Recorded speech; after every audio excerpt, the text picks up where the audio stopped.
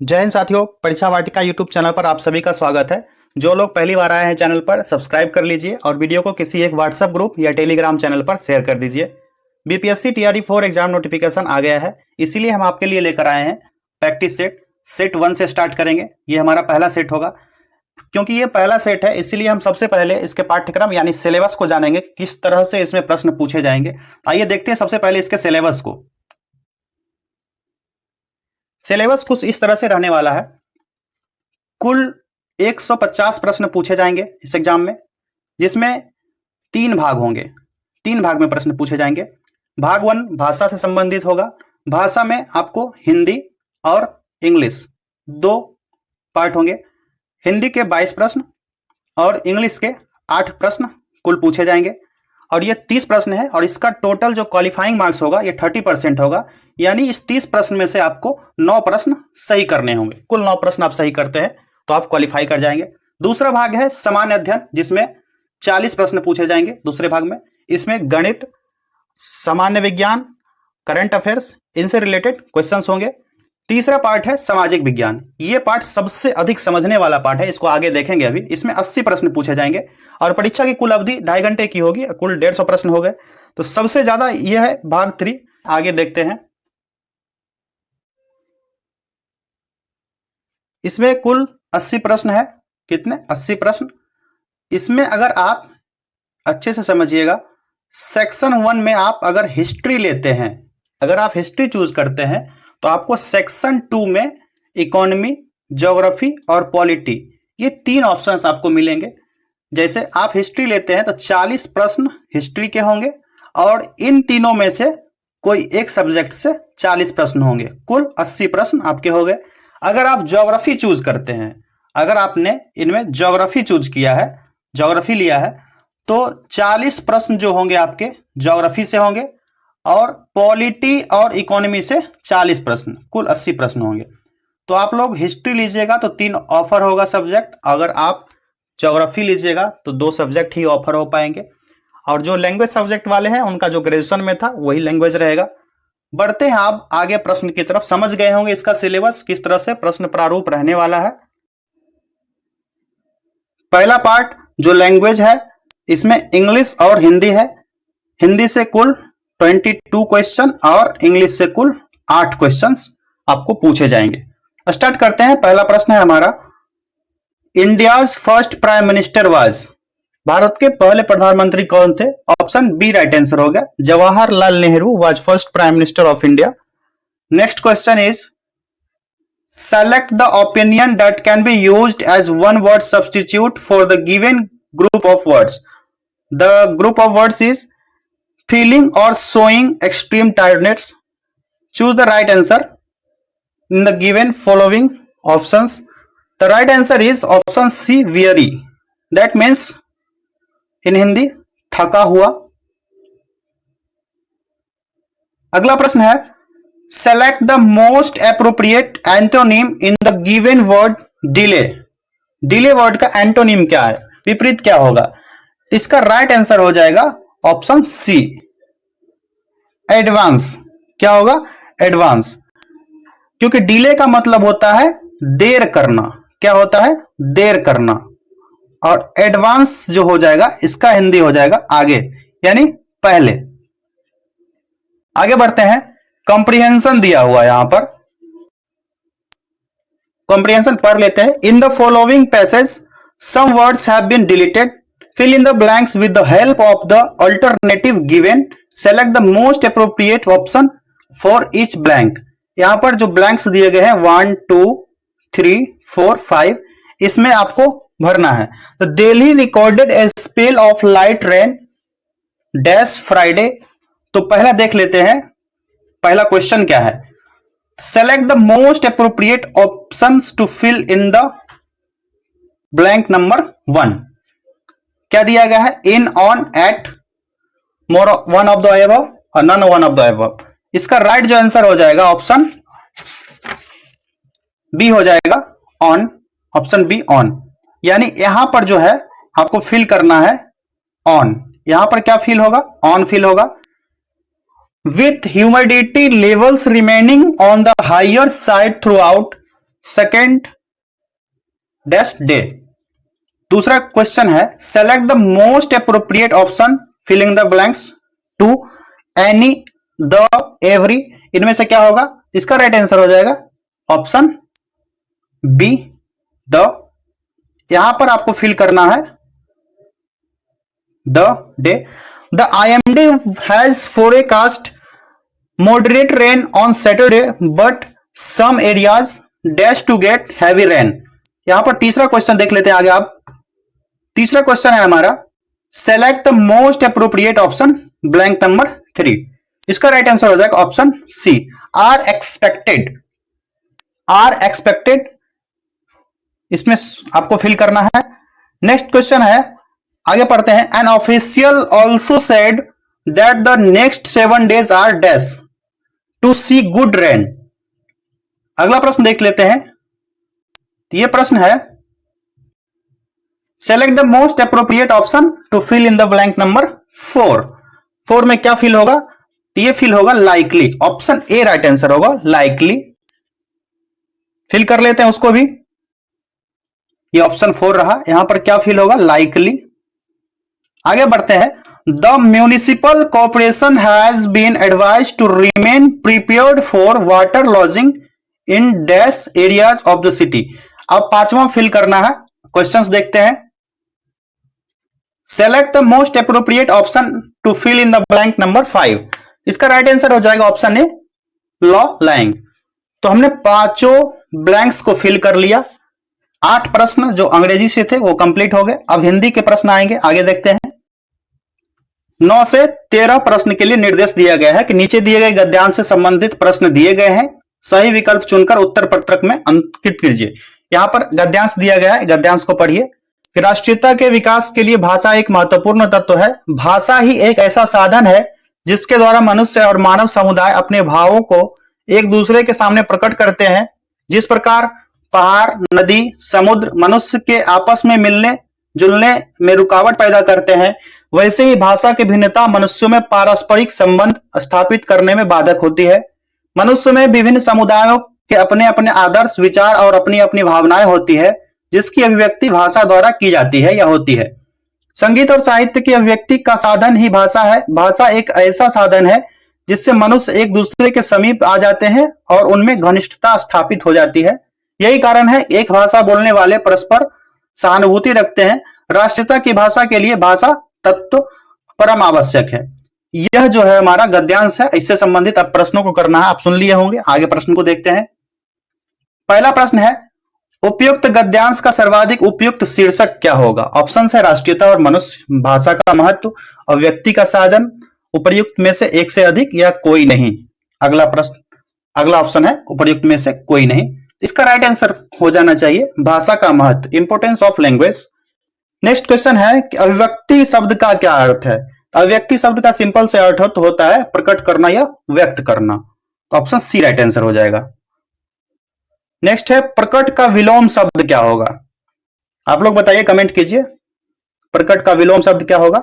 तो इसका विलोम शब्द हो जाएगा गुप्त। क्या हो जाएगा? गुप्त। जिस प्रकार पारदर्शी का अपारदर्शी होता है और सूक्ष्म का स्थूल होता है, उसी तरह प्रकट का गुप्त हो जाएगा। नदी का पर्यायवाची शब्द नहीं है पूछ रहा है, कौन सा नहीं होगा? तो सबसे पहले देख लेते हैं कौन कौन सा होगा। इला जो है यह पृथ्वी का होगा, इसलिए नहीं होगा। तरंगिनी, तटिनी यह नदी का है, तो ऑप्शन बी राइट आंसर हो गया इसका। गद्यांश का आशय है, ये जो गद्यांश दिया गया इसका आशय क्या है?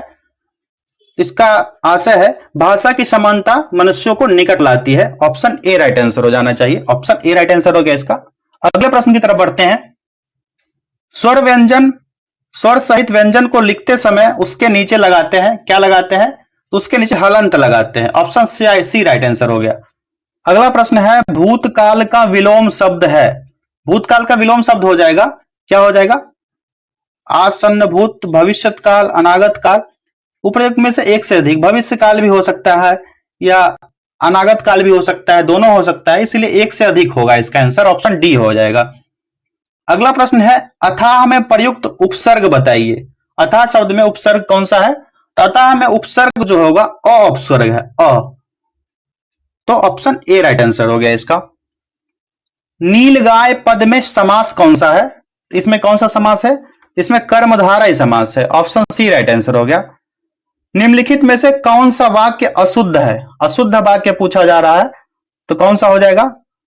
तो मैंने कहीं नहीं जाना है, यहां पर क्या होना चाहिए? मुझे कहीं नहीं जाना है, तो ऑप्शन बी इसका राइट आंसर हो गया, क्योंकि यह वाक्य अशुद्ध है। अनुपात शब्द में कौन सा उपसर्ग है? अनुपात में उपसर्ग हो जाएगा अनु, ऑप्शन बी राइट आंसर हो गया इसका। निम्नलिखित शब्दों में पुल्लिंग शब्द की पहचान कीजिए, तो कौन सा पुल्लिंग शब्द होगा? तो ऑप्शन सी हो जाएगा। बचपन शब्द पुल्लिंग है, और संस्कृत में लिंग का अर्थ होता है चिन्ह या निशान। क्या होता है? चिन्ह या निशान। और संज्ञा के जिस रूप से किसी जाति का बोध होता है उसे लिंग कहा जाता है। अगला प्रश्न है, कबूतर दाने चुगते हैं, वाक्य के रेखांकित शब्द के लिए उपयुक्त पर्यायवाची बताइए। क्या होगा इसका पर्यायवाची? तो कबूतर दाने चुगते हैं वाक्य में रेखांकित शब्द के लिए पर्यायवाची हो जाएगा कपोत, कबूतर का कपोत हो जाएगा।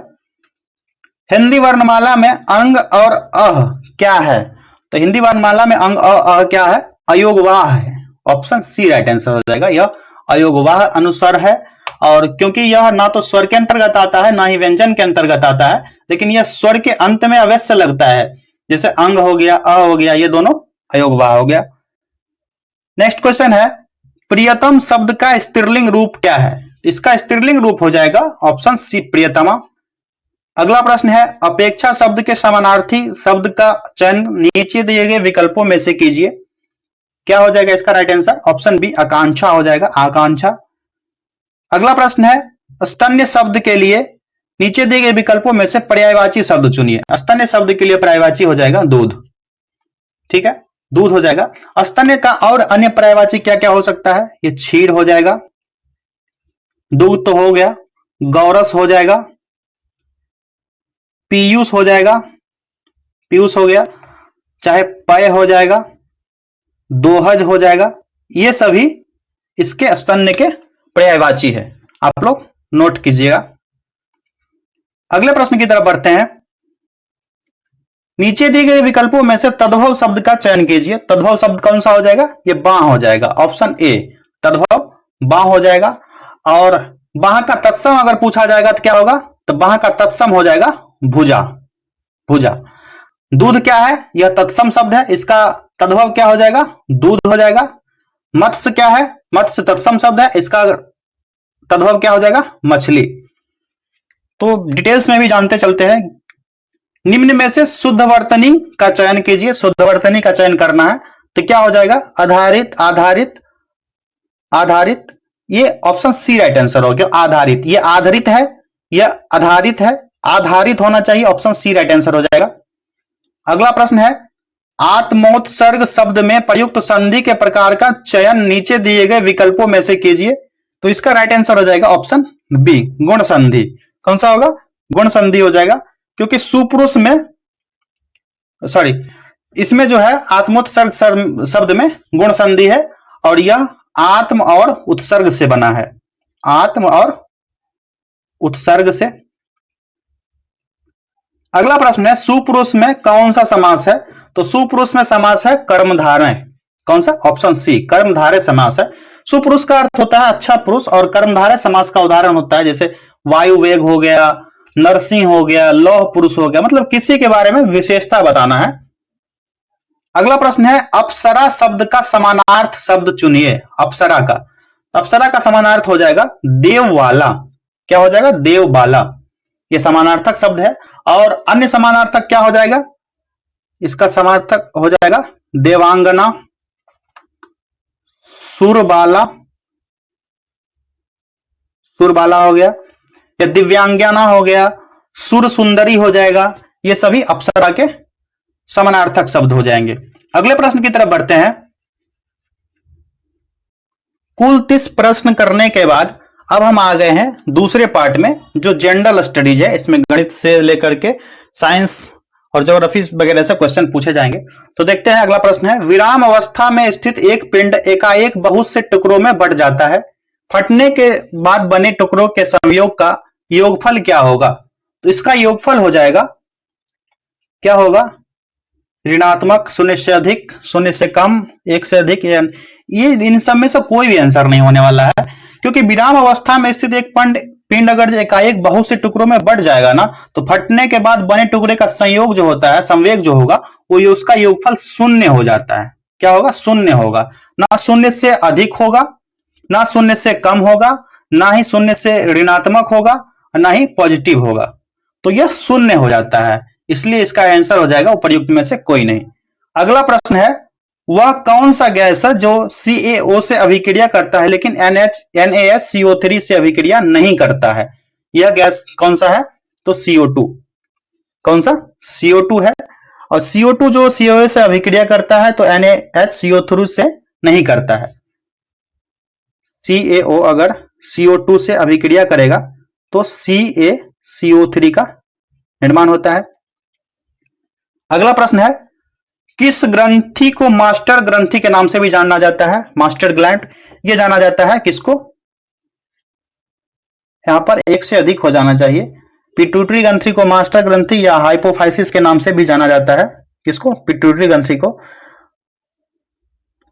इसका आंसर ऐसे सी होगा, लेकिन यहां पर आप देख सकते हैं हाइपोफाइसिस जो होता है इसको भी जाना जाता है मास्टर ग्लैंड के नाम से। एक से अधिक इसका राइट आंसर होगा, ऑप्शन डी। किसी वस्तु को एक अवतल दर्पण के सामने उसके वक्रता केंद्र C से परे स्थित किसी बिंदु पर रखा गया है। प्रतिबिंब कहां स्थित या किस बिंदु पर बनेगा और कैसा होगा? इसका प्रतिबिंब जो बनेगा फोकस और सेंटर के बीच बनेगा और छोटा बनेगा। ऑप्शन ए राइट आंसर हो गया।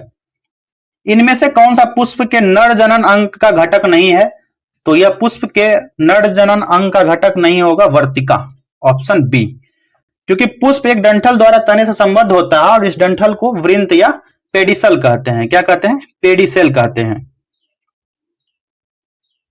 और पुष्प का कौन कौन सा भाग है इससे रिलेटेड आप लोग जान लीजिएगा। बाह्य दलपुंज जिसको कैलिक्स कहते हैं, दलपुंज, कोरोला होता है, पुमंग होता है, जायंग होता है, ये सभी पुष्प के भाग होते हैं। ये सब भी आप लोग जान लीजिएगा। वन्य जीवों के लिए निर्दिष्ट वह क्षेत्र जिसमें पारिस्थितिकी तंत्र और प्राकृतिक संसाधनों तक उसकी अबाध्य पहुंच होती है, क्या कहलाता है? इसको कहा जाता है राष्ट्रीय उद्यान। क्या कहा जाएगा? राष्ट्रीय उद्यान। वन्य जीव संरक्षण अधिनियम 1972 के अंतर्गत राज्य सरकार राष्ट्रीय उद्यान घोषित करती है। ठीक, अगले प्रश्न की तरफ बढ़ते हैं। निम्नलिखित में से कौन सा विकल्प धमनियों की विशेषताओं का सही वर्णन करता है? यह कौन सा विकल्प हो जाएगा? देख लेते हैं। ऑप्शन सी राइट आंसर हो जाएगा। मोटी भित्तियां कोई भी वॉल्व नहीं होता है, रक्त का प्रवाह उच्च दाब के तहत होता है और शरीर के विभिन्न भागों तक रक्त को यह ले जाने का काम करता है। तो धमनी की विशेषता का यह सही वर्णन है, तो ऑप्शन सी राइट आंसर हो गया। नेक्स्ट क्वेश्चन है, पौधों में परिवहन की प्रक्रिया के लिए मुख्यतः विसरण उत्तरदायी होता है, हालांकि कुछ पदार्थों के परिवहन के लिए ऊर्जा की आवश्यकता होती है। कौन सा विकल्प एटीपी से प्राप्त ऊर्जा का उपयोग करके परिवहन किए गए पदार्थों को दर्शाता है? यह कौन सा होगा? तो यह हो जाएगा ऑप्शन सी, भोजन, अमीनो अम्ल और हार्मोन। क्या होगा? भोजन, अमीनो अम्ल और हार्मोन यह होता है। अगला प्रश्न है, भारत और मलेशिया के बीच मार्च 2024 में समुद्र लक्ष्मण नामक समुद्री सैन्य अभ्यास कहां आयोजित किया गया है? तो यह आयोजन हुआ था विशाखापत्तनम में। ऑप्शन सी राइट आंसर होगा। कहां पर? विशाखापत्तनम में। अगला प्रश्न है, हाल ही में जारी फसलों के अग्रणी उत्पाद राज्य की रिपोर्ट 2022-23 के अनुसार फल उत्पादक में शीर्ष राज्य कौन सा है? तो फल उत्पादन में सबसे शीर्ष राज्य है यह आंध्र प्रदेश है। कौन सा? आंध्र प्रदेश। रिपोर्ट के अनुसार आंध्र प्रदेश है। और प्रमुख फसल जो है मक्का, दलहन, तिलहन, तंबाकू, सब्जी, इन सब के आधार पर जारी किया गया था, जिसमें मक्का में आंध्र प्रदेश, कर्नाटक और तमिलनाडु सबसे शीर्ष पर रहा था। अगला प्रश्न देखते हैं, भारतीय मूल के किस शोधकर्ता ने सूर्य ग्रहण के दौरान नासा के साउंडिंग रॉकेट मिशन का नेतृत्व किया है? तो ये इनका नाम है आरोह बड़जात्या। ऑप्शन ए, 2023 में यह किया गया था। कब? 2023 में। नेक्स्ट क्वेश्चन है, हाल ही में चर्चा में रही बिहार की रश्मि कुमारी। रश्मि कुमारी क्या है? तो यह अंतरराष्ट्रीय क्रिकेटर, फुटबॉल खिलाड़ी, खो खो खिलाड़ी, इन सब में से कोई नहीं है। उपर्युक्त में से कोई नहीं, ये आंसर होगा, क्योंकि रश्मि कुमारी जो है अंतरराष्ट्रीय कैरम की प्लेयर है। जो हाल ही में चर्चा में रही थी। यह एक कैरम प्लेयर है और अप्रैल 2024 में 12वीं बार राष्ट्रीय कैरम चैंपियनशिप रश्मि कुमारी ने जीता था। अगला प्रश्न देखते हैं, हाल ही में कौन सा राज्य वृक्षारोपण के लिए 500 से अधिक भूमि पार्सल के लिए ग्रीन क्रेडिट कार्यक्रम को लागू करने में अग्रणी रहा है? यह रहा है मध्य प्रदेश। ऑप्शन बी होगा आंसर, इसका राइट आंसर हो गया ऑप्शन बी। अगला प्रश्न है, मेनिंजाइटिस के खिलाफ नया टीका पेश करने वाला दुनिया का पहला देश कौन बन गया है? तो यह देश है Nigeria. Option A right answer हो जाएगा यह। इसका टीका का नाम है MEN 5CV। यह है टीका का नाम है, नाइजीरिया के द्वारा विकसित किया गया। अगला प्रश्न है, अहमद अब्दुल्ला अल अहमद अल सबा हाल ही में किस देश के नए प्रधानमंत्री बने? तो यह बना है प्रधानमंत्री कुवैत का। कहां का? कुवैत का। कुवैत की राजधानी कहां हो जाएगी? तो कुवैत की राजधानी हो जाएगी कुवैत सिटी। कुवैत की राजधानी कुवैत सिटी हो जाएगी। और कुवैत की मुद्रा क्या है? कुवैती दिनार। कुवैती दिनार। अगला प्रश्न है, अक्टूबर 2023 में सीमा सड़क संगठन के महानिदेशक का पद किसने ग्रहण किया है? यह ग्रहण हुआ है किसके? जनरल रघु श्रीनिवासन ने ग्रहण किया है। और सड़क सीमा संगठन BRO की स्थापना कब हुई थी? 1960 ईस्वी में। किसकी? BRO की स्थापना 1960 ईस्वी में हुई, यह भी ध्यान रखिएगा। प्रश्न से संबंधित जितने भी एक्स्ट्रा क्वेश्चंस बनेंगे वो आपको बताते चलेंगे, ध्यान रखते चलिएगा इसको। अगला प्रश्न है, 1857 के विद्रोह से पहले दिल्ली के कोतवाल कौन थे? तो उस समय दिल्ली के कोतवाल थे गंगाधर नेहरू। गंगाधर नेहरू थे और गंगाधर नेहरू दिल्ली के अंतिम कोतवाल भी बने थे। और दिल्ली के प्रमुख प्रशासक को कोतवाल कहा जाता था और नगर प्रशासक जो होता था उसी को कोतवाल कहा जाता है। तो भारत के पहले प्रधानमंत्री जवाहरलाल नेहरू के दादा गंगाधर नेहरू थे। ये जवाहरलाल नेहरू के दादा थे। यूरोप के विभिन्न देशों की कंपनियों ने भारत के विभिन्न हिस्सों में अपने व्यापारिक केंद्र स्थापित किए हैं। निम्न में से किस देश की कंपनी शामिल नहीं थी? इसमें से कौन सी कंपनी शामिल नहीं थी? स्पेन की। ऑप्शन ए राइट आंसर हो गया। कहां की? स्पेन की। अगला प्रश्न है, काकोरी ट्रेन डकैती कांड में किन क्रांतिकारियों को फांसी दी गई थी? तो काकोरी डकैती कांड जो हुआ था यह राम प्रसाद बिस्मिल और अशफाक उल्लाह खान, इन दोनों को फांसी दिया गया था। तो काकोरी डकैती जो था क्रांतिकारियों द्वारा धन एकत्रित करने के उद्देश्य से लखनऊ सहारनपुर संभाग के काकोरी स्थान पर 9 अगस्त को, कब? 9 अगस्त 1925 ईस्वी को यह डकैती डालकर सरकारी खजाना को लूटा गया था। निम्नलिखित में से कौन लंदन में प्रशिक्षित गुजराती मूल के वकील लॉयर ऑफ गुजराती एक्सप्रेशन था? ये कौन था? तो ये था मोहम्मद अली जिन्ना। जिन्ना था। अगला प्रश्न है, जवाहरलाल नेहरू ने अपने जिस कांग्रेस सम्मेलन में कहा था कि भारत और विश्व की समस्याओं का एकमात्र समाधान समाजवाद है, वो कौन सा अधिवेशन था? वह अधिवेशन था 1936 लखनऊ अधिवेशन में कहा गया था। कब? 1936 के लखनऊ अधिवेशन में। और जवाहरलाल नेहरू ने भाषण में यह आग्रह किया था कि वह समाजवाद को अपना लक्ष्य बनाए रखना चाहता है और स्वयं को किसान और मजदूर वर्गों में सन्निकट स्थापित करने की कोशिश किया जाए। अगला प्रश्न है, रॉबर्ट क्लाइव ने भारत का नक्शा बनाने की जिम्मेवारी किसे सौंपी थी? तो यह जिम्मेवारी सौंपा गया था जेम्स रेजेल को। ऑप्शन सी राइट आंसर होगा। किसको? जेम्स रेजेल को भारत का नक्शा बनाने के लिए सौंपा गया था। और 23 जून 1757 ईस्वी को बंगाल के नवाब सिराजुद्दौला ने पलासी की लड़ाई में अंग्रेज कंपनी की ओर से सेनापति रॉबर्ट क्लाइव के नेतृत्व में लड़ाई लड़ी थी। अगला प्रश्न है, करो या मरो नारा निम्नलिखित आंदोलन में से किससे साथ संबंधित है? यह तो करो मरो का नारा है, यह भारत छोड़ो आंदोलन से संबंधित है। 8 अगस्त 1942 ईस्वी को यह आंदोलन प्रतिनिधियों को संबोधित करते हुए गांधी जी ने नारा दिया था। और 14 जुलाई 1942 को वर्धा में, कहां पर? वर्धा में कांग्रेस ने अंग्रेजों भारत छोड़ो प्रस्ताव पारित किया था। किसने? कांग्रेस के द्वारा पारित किया गया। और 1 अगस्त 1942 ईस्वी को इलाहाबाद में तिलक दिवस मनाया गया। और 7 अगस्त 1942 को कांग्रेस की बैठक बंबई में जब ग्वालियर रैंक में हुई तो इसकी अध्यक्षता अबुल कलाम आजाद के द्वारा किया गया था। तो गांधी जी ने भारत छोड़ो प्रस्ताव को कांग्रेस समिति 8 अगस्त 1942 को ही स्वीकार कर लिया था। और 9 अगस्त की सुबह 1942 में ही operation zero hour Gandhi ji एवं कांग्रेस के अन्य सभी महत्वपूर्ण नेता जिसको गिरफ्तार कर लिया गया था, और गांधी जी ने पूना जब आए थे आगा खान महल में, जवाहरलाल नेहरू को अल्मोड़ा जेल में जब जाल डाल दिया गया था और राजेंद्र प्रसाद को बांकीपुर जेल में अहमदनगर दुर्ग में रखा गया था, तो 1942 में भारत छोड़ो आंदोलन के दौरान मुंबई में ग्वालिया मैदान से अरुणा असफ अली ने झंडा फहराया था कांग्रेस का। किसका? कांग्रेस का झंडा फहराया था। और उषा मेहता भारत छोड़ो आंदोलन के समय खुफिया रेडियो चलाने के कारण पूरे देश में उसी समय विख्यात हुई थी। और इससे संबंधित जानकारी की बात करें तो 9 नवंबर 1992 को जब जयप्रकाश नारायण हजारीबाग जेल से फरार हुए थे, तो भूमिगत रूप से आंदोलन का नेतृत्व उस समय करने लगे थे। तो इस आंदोलन से संबंधित इंपॉर्टेंट फैक्ट्स को आपको बता दिए, जगह कम था तो लिख नहीं पाए। अगला प्रश्न देख लेते हैं, इनमें से बिहार के प्रथम राज्यपाल कौन थे? तो बिहार के प्रथम राज्यपाल थे sir James David Shipton. Option A right answer हो जाएगा। आजादी से पहले 1936 से 1937 ईस्वी तक बिहार का राज्यपाल रहा था ये। अगला प्रश्न देखते हैं, भारत में विमानन उद्योग का आरंभ डैश ईस्वी में टाटा एयरलाइंस के साथ शुरुआत किया गया था। तो ये कहां पर हुआ था, किस ईस्वी में हुआ था?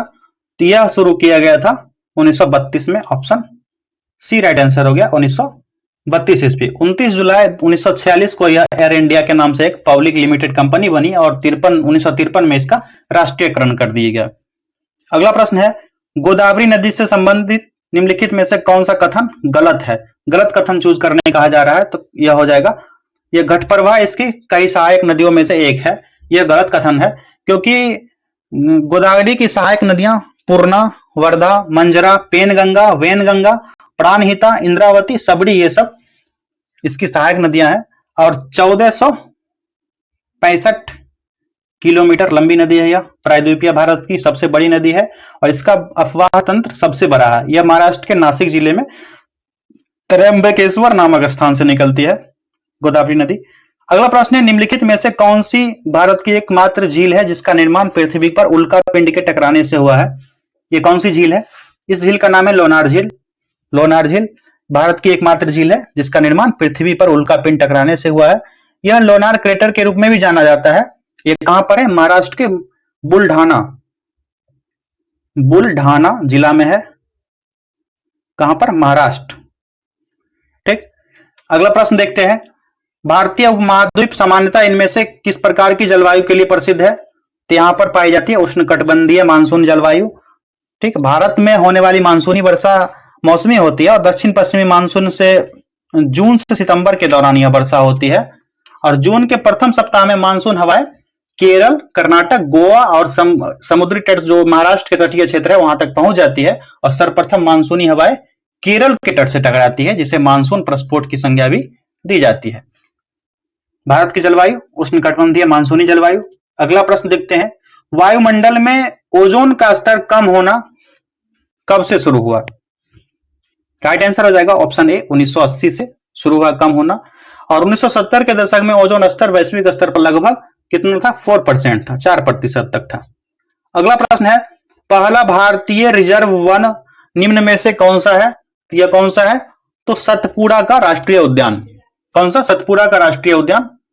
ऑप्शन ए राइट आंसर हो जाएगा। और भारतीय वन अधिनियम 1927 के अंतर्गत सर्वप्रथम आरक्षित वन शब्द का प्रयोग किया गया। कब किया गया था?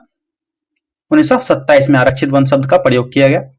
बिहार के किस जिले को सिल्क सिटी के नाम से जाना जाता है? सभी को पता है, यह भागलपुर है। बिहार का भागलपुर जिला जो सिल्क सिटी नाम से जाना जाता है। इसमें यहाँ पर रेशम उद्योग और सिल्क टेक्सटाइल ये सभी संस्थाएं उपलब्ध है।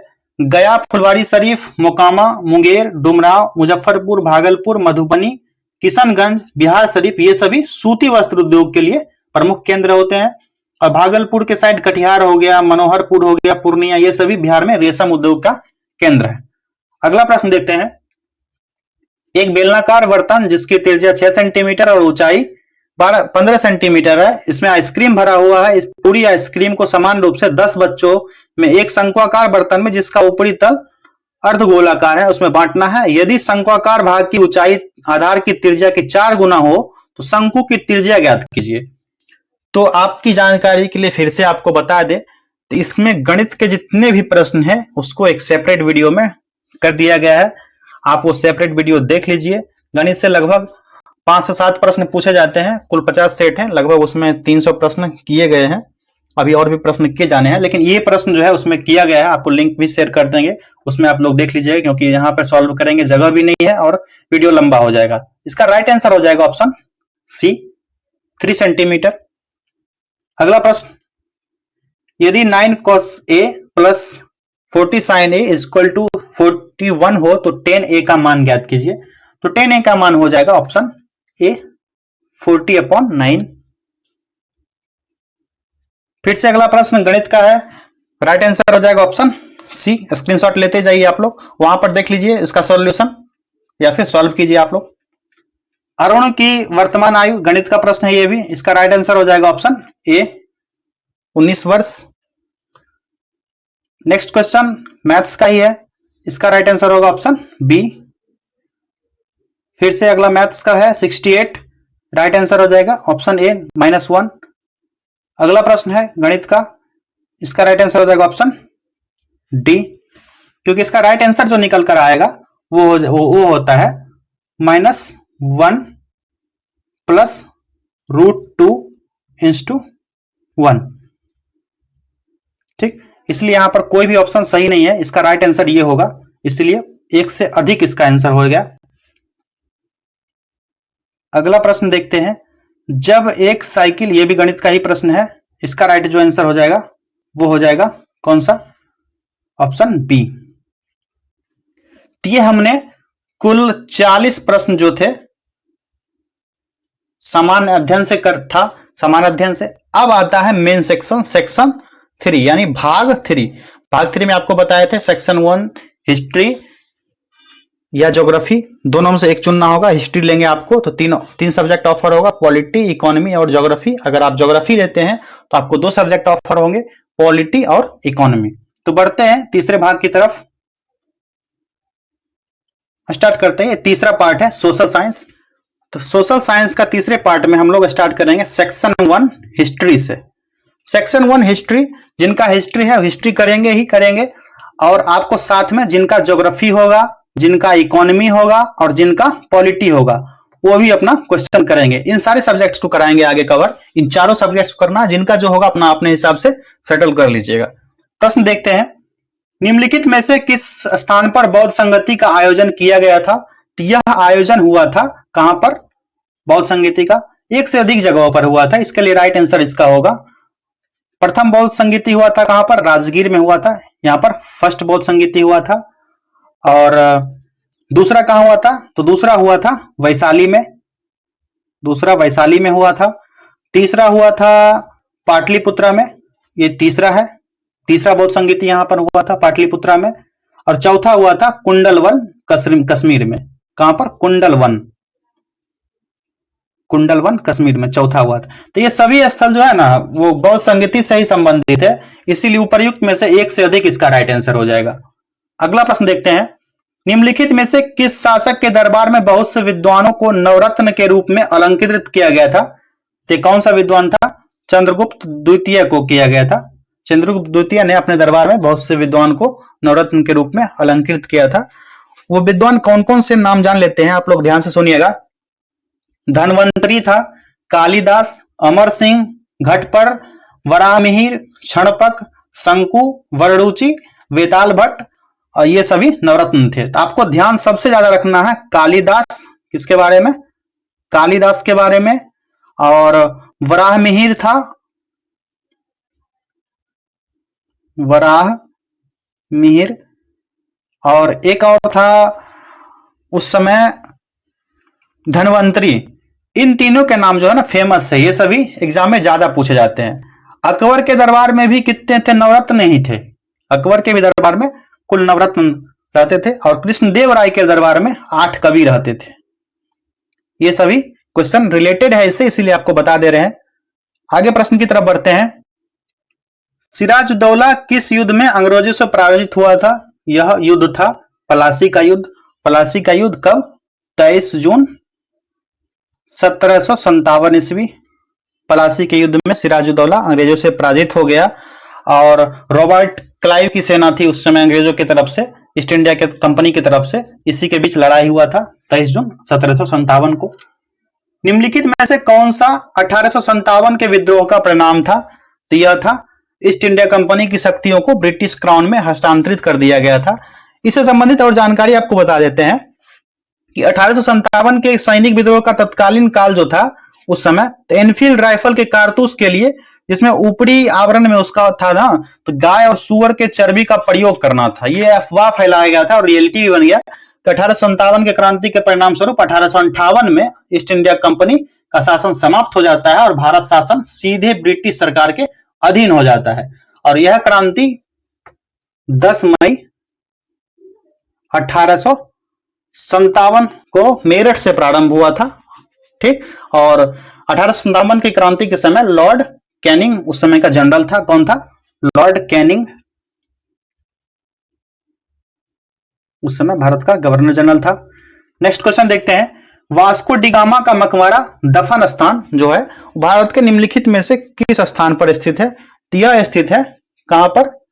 कोच्चि, केरला में। केरला में स्थित है। वास्को डी गामा पुर्तगाल से भारत तक समुद्री यात्रा खोज करते हुए 1498 ईस्वी में भारत के कालीकट बंदरगाह पर पहुंचा था और 8 जुलाई 1497 को इसने भारत के लिए प्रारंभ किया था यात्रा पुर्तगाल से। कब? 8 जुलाई 1497 ईस्वी को यह यात्रा प्रारंभ किया था। अगला प्रश्न देखते हैं, रंगराजन आयोग की सिफारिशों के आधार पर एक अधिसूचना द्वारा 2005 में निम्नलिखित में से किसकी स्थापना की गई थी? तो यह स्थापना हुई थी राष्ट्रीय सांख्यिकी आयोग की। किसकी? राष्ट्रीय सांख्यिकी आयोग की 1 जून 2005 को। कब? 1 जून 2005 को इसकी स्थापना हुई थी। निम्नलिखित में से कौन सा युग्म गलत है? गलत युग्म चुनने को कहा जा रहा है। तो राइट आंसर इसका हो जाएगा जूनागढ़ का किला, कर्नाटक। क्योंकि जूनागढ़ का किला कर्नाटक, यह गलत है क्योंकि जूनागढ़ का किला कहां पर है? यह स्थित है गुजरात में। कहां पर? गुजरात में। बाकी रायगढ़ का किला महाराष्ट्र में है, मेहरानगढ़ का किला राजस्थान। ये दोनों सही है। अगला प्रश्न है, 1817 के पाइक विद्रोह का नेतृत्व निम्नलिखित में से किसने किया था? तो पाइक विद्रोह का नेतृत्व किया गया था बख्शी जगबंधु विद्याधर के द्वारा। ऑप्शन बी हो जाएगा इसका राइट आंसर। जो यह विद्रोह कब से कब तक चला था? 1817 से लेकर के 1825 ईस्वी तक चला था। और पाइक विद्रोह कहां का है? ओडिशा का विद्रोह है। अगला प्रश्न देखते हैं, रमजान या रमजान इस्लामी कैलेंडर का कौन सा महीना है और दुनिया भर के मुसलमानों द्वारा इसे उपवास के रूप में मनाया जाता है? तो यह है नौवां। कौन सा? नौवां महीना होता है और दुनिया के भर के जितने भी मुसलमान हैं उनके द्वारा उपवास सह करके यह मनाया जाता है। मुस्लिम समुदाय का इस महीने में परम पवित्र माना जाता है इस महीने को। और 29वां दिन जो होता है, कभी कभी 30वां दिन होता है, इस महीने में मुस्लिम समुदाय के लोग उपवास रखते हैं और अरबी में इसे सौम कहा जाता है। क्या? सौम। ये शब्द भी ध्यान रखिएगा आप लोग। यहूदियों के कौन से पर्व रोशनी का पर्व कहा जाता है? यह यहूदी का पर्व है। ये कौन सा पर्व है? तो यह पर्व है हनुका पर्व। यह रोशनी के पर्व के रूप में यहूदियों में माना जाता है। और प्राचीन फारस में यहूदी द्वारा हमन द्वारा यह सामूहिक मृत्युदंड से बचने के लिए किया जाता था। और यहूदियों का पूजा स्थल क्या कहा जाता है? सिनेगॉग कहा जाता है इसको। सिनेगॉग लिख देते हैं आपको। यहूदियों के पूजा स्थल को सिनेगॉग कहा जाता है, यह भी ध्यान रखिएगा आप लोग। बाइबिल में कितने नियम हैं? तो बाइबिल में कुल 2 नियम हैं। ईसाई धर्म का धर्म ग्रंथ जो न्यू टेस्टामेंट है, कौन सा? न्यू टेस्टामेंट, जो बाइबिल का ही अंतिम खंड है यह। तो यह ईसा मसीह की वाणी है जिसमें उन्होंने ईश्वर से ज्ञान प्राप्त किया था, उसी को व्यक्त किया गया। और न्यू टेस्टामेंट और ओल्ड टेस्टामेंट के विरुद्ध नहीं है। तो ईसा मसीह ने स्पष्ट कहा था कि वे ओल्ड टेस्टामेंट का बहिष्कार नहीं करेंगे बल्कि परिष्कार करेंगे। और ईसाई धर्म के संस्थापक कौन थे? ईसा मसीह। और प्रमुख धर्म ग्रंथ उसका क्या है? ईसाई मसीह, इसका बाइबिल प्रमुख धर्म ग्रंथ है। अगला प्रश्न देखते हैं, इस्लाम में अरब में पैगंबर मोहम्मद द्वारा प्रचारित एक प्रमुख विश्व धर्म है, यह कौन सा है? तो यह 7वीं शताब्दी में मनाया गया था इस्लामी कैलेंडर के अनुसार। अगला प्रश्न देखते हैं, क्राइस्ट चर्च जिसे पूर्वोत्तर भारत का प्राचीनतम चर्च माना जाता है, किस पूर्वोत्तर शहर में स्थित है यह? तो यह स्थित है गुवाहाटी में। ऑप्शन बी राइट आंसर हो जाएगा। 1844 ईस्वी में गुवाहाटी में स्थित क्राइस्ट चर्च का निर्माण किया गया था। नेक्स्ट क्वेश्चन, निम्नलिखित में से कौन सुमेलित है? कौन सुमेलित है यह पूछा जा रहा है। तो हाथी गुफा अभिलेख खारवेल के द्वारा है, पुलकेशिन द्वितीय के द्वारा, ऐहोल अभिलेख, जूनागढ़ अभिलेख रुद्रदमन के द्वारा। तीनों सही है, तो प्रयुक्त में से एक से अधिक, ऑप्शन डी राइट आंसर हो गया इसका। सारीपुत्र प्रकरण निम्न में से किसकी रचना है? तो सारीपुत्र प्रकरण जो है यह किसकी रचना हो जाएगी, देख लेते हैं। नागसेन, नागार्जुन, वासुमित्र, ये सभी कोई नहीं है। तो क्योंकि सारीपुत्र प्रकरण जो है बौद्ध विद्वान अश्वघोष की रचना है। किसकी? अश्वघोष की रचना है यह। उपर्युक्त में से कोई नहीं आंसर होगा इसका, ये ध्यान रखिएगा। सारीपुत्र प्रकरण जो है अश्वघोष की रचना है। नेक्स्ट क्वेश्चन, सुशर्मन मगध पर शासन करने वाले में से निम्न में से किस वंश का अंतिम शासक था? यह कौन था? राइट आंसर हो जाएगा शिशुनाग, शुंग, नंद, ये सभी कोई नहीं होगा, इसका राइट आंसर होगा। क्योंकि सुशर्मन जो है मगध पर शासन करने वाला कण्व वंश का अंतिम शासक था। कौन से? कण्व वंश का। ऑप्शन ई राइट आंसर होगा, उनमें उपर्युक्त में से कोई नहीं। इसका राइट आंसर हो गया ऑप्शन ई। सुदर्शन झील का निर्माण निम्न में से किस शासक के काल में हुआ था? तो यह हुआ था चंद्रगुप्त मौर्य के शासन काल में इसका निर्माण किया गया था। और सुदर्शन झील है सौराष्ट्र क्षेत्र में एक कृत्रिम झील है। शक शासन रुद्रदामन के जूनागढ़ अभिलेख से यह ज्ञात होता है कि सुदर्शन झील का निर्माण सौराष्ट्र क्षेत्र में चंद्रगुप्त मौर्य का क्षेत्रीय अधिकारी पुष्यगुप्त ने कराया था। किसने? उसका क्षेत्रीय अधिकारी था पुष्यगुप्त, उसी के द्वारा यह करवाया गया था निर्माण। कश्मीर के इतिहास को बताने वाले राजतरंगिणी शीर्षक वाले साहित्य की रचना से संबंधित निम्नलिखित में से व्यक्ति कौन था? यह व्यक्ति था कौन? कल्हन, श्रीवर, जोना राजा। क्योंकि कश्मीर के इतिहास को राजतरंगिणी बताता है, तो इसकी रचना संबंधित प्रमुख व्यक्ति कल्हन था, जोन राजा भी था, श्रीवर भी था, और भी था प्रज्ञा भट्ट। कौन? प्रज्ञा भट्ट था और सुक्का था। तो ये सभी राजतरंगिणी के बारे में बताता है। तो ये तीनों हो जाएगा, तो इसलिए इसका राइट आंसर जो होगा उपर्युक्त में से एक से अधिक, ऑप्शन डी। अगला प्रश्न, गुज्जर प्रतिहार वंश का संस्थापक कौन था? संस्थापक शासक यह था Nagabhata. Option B right answer होगा, नागभट्ट। इंडो ग्रीक शासक डेमेट्रियस का शासनकाल कब का था? तो डेमेट्रियस का शासनकाल जो था यह द्वितीय सदी ईसा पूर्व के आरंभिक चरण में यह था। ठीक, 185 ईसा पूर्व से कब तक था? 165 ईसा पूर्व तक डेमेट्रियस का शासनकाल रहा था। अगला प्रश्न देखते हैं, परांतक प्रथम दक्षिण भारत के निम्न में से किस राजवंश का शासक था? तो यह था चोल राजवंश का परांतक प्रथम। परांतक प्रथम का शासनकाल कब से कब तक था? तो 907 ईस्वी से लेकर के 955 ईस्वी तक परांतक प्रथम का शासनकाल रहा था। नेक्स्ट क्वेश्चन, कारकेट वंश निम्न में से किस क्षेत्र पर शासन करने वाला एक राजवंश था? तो कारकेट वंश का शासक जो था किस क्षेत्र पर करता था शासन? यह करता था कश्मीर, कश्मीर पर शासन करता था। और इसका शासन वंश जो रहा था कारकोट वंश रहा था, उत्पल वंश, लोहार वंश, शाहमीर वंश, ये सब था। और कारकोट वंश का संस्थापक कौन था? इसका संस्थापक कौन था? इसका संस्थापक था दुर्लभ वर्धन। कौन था? दुर्लभ वर्धन इसका संस्थापक था कारकोट वंश का। अगला प्रश्न है, पुरी के जगन्नाथ मंदिर का निर्माण निम्न में से किस शासक द्वारा कराया गया? तो यह निर्माण हुआ था किसके द्वारा? गंग वंश के शासक द्वारा कराया गया था। आनंद वर्मन चोड़गंग था उसका नाम था, आनंद वर्मन गंग वंश के। इस सब में से कोई आंसर नहीं है, तो उपर्युक्त में से कोई नहीं होगा इसका आंसर, क्योंकि इसका निर्माण आनंद वर्मन गंग के द्वारा कराया गया था। नेक्स्ट क्वेश्चन है, आगरा के निकट फतेहपुर सीकरी शहर का निर्माण निम्न में से किस शासक ने कराया था? तो यह करवाया गया था अकबर के द्वारा। किसके द्वारा? अकबर के द्वारा।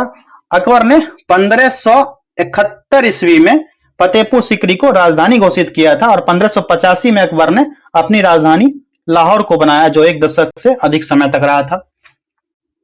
नेक्स्ट क्वेश्चन, अल बरूनी जिसको अल बिरूनी कब भारत आया था? अल बिरूनी भी कहा जाता है, यह भारत आया था 11वीं सदी के पूर्वार्ध में। कब आया था?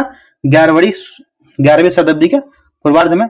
और अल बरूनी का जन्म जो हुआ था ये 973 ईस्वी में ख्वारिज्म, जो उस समय का उज्बेकिस्तान था, जो आधुनिक समय में उज्बेकिस्तान है, वहीं पर हुआ था 973 ईस्वी में।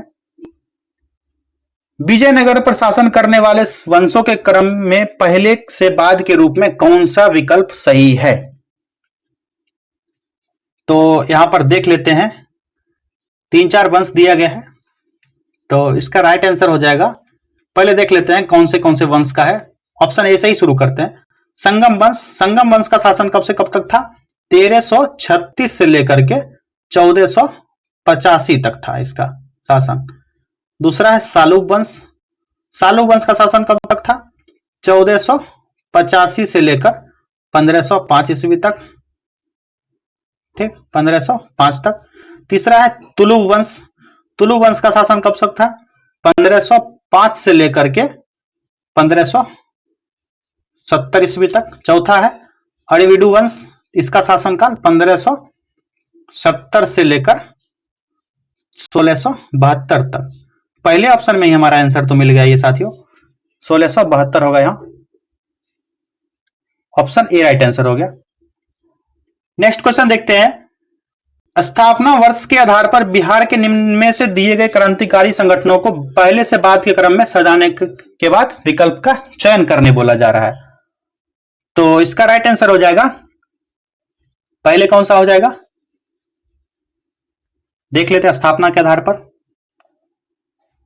पाटलिपुत्र युवक संघ का जो स्थापना हुआ था यह हुआ था 1929 ईस्वी में।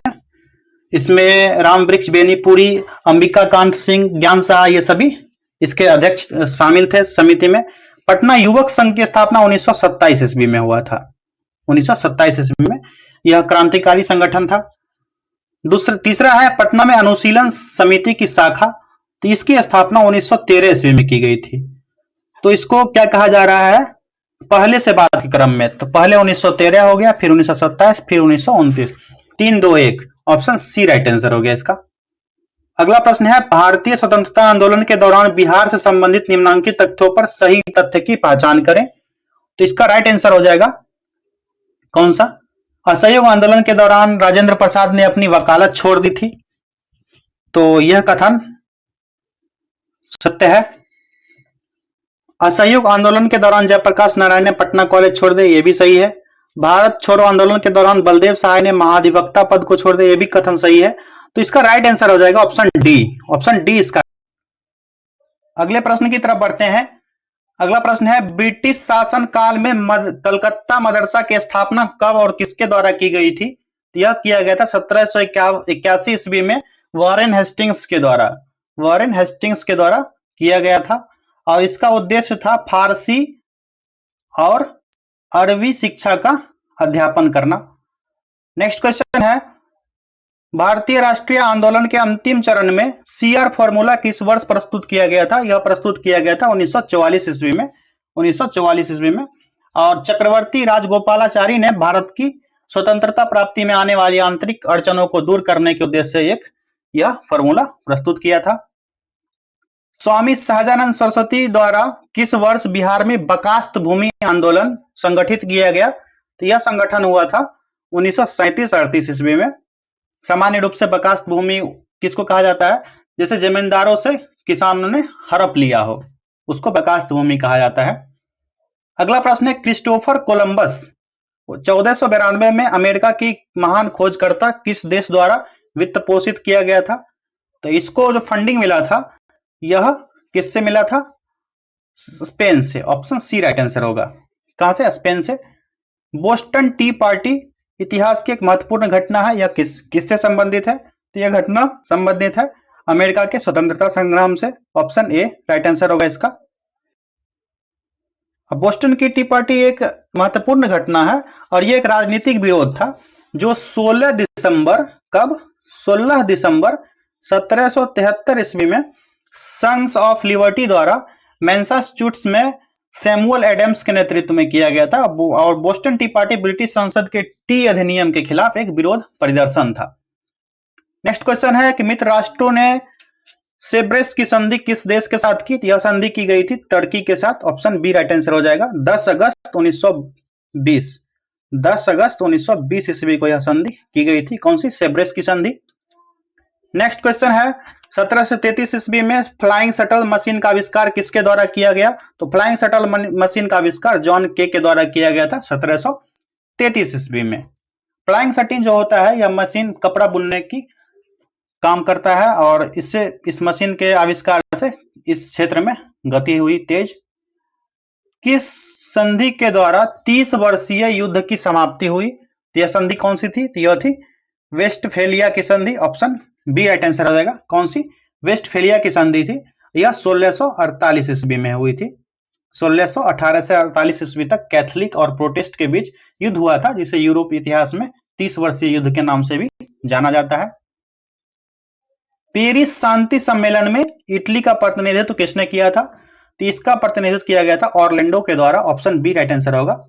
और प्रथम विश्व युद्ध जो उस समय का तत्कालीन कारण जो था, ऑस्ट्रिया के राजकुमार युवराज जो थे फर्डिनेंड, जिसकी बोस्निया की राजधानी सेराजेवो में 28 जून 1914 ईस्वी को उसकी हत्या कर दी गई थी। और यह युद्ध प्रथम विश्व युद्ध था, यह 1914 से 1918 ईस्वी तक चला था। और इसी युद्ध के समाप्ति पर पेरिस शांति सम्मेलन का आयोजन किया गया था। और इस शांति सम्मेलन में जॉर्जेस क्लेमेंस्क्यू फ्रांस का नेतृत्व कर रहा था। अगला प्रश्न है वैंकूवर जाने के लिए कामागाटारू मारू जहाज किराए पर किसने लिया था? तो यह लिया था किसने? हरनाम सिंह, करतार सिंह दोनों तो नहीं है, गुरमीत सिंह ये भी नहीं।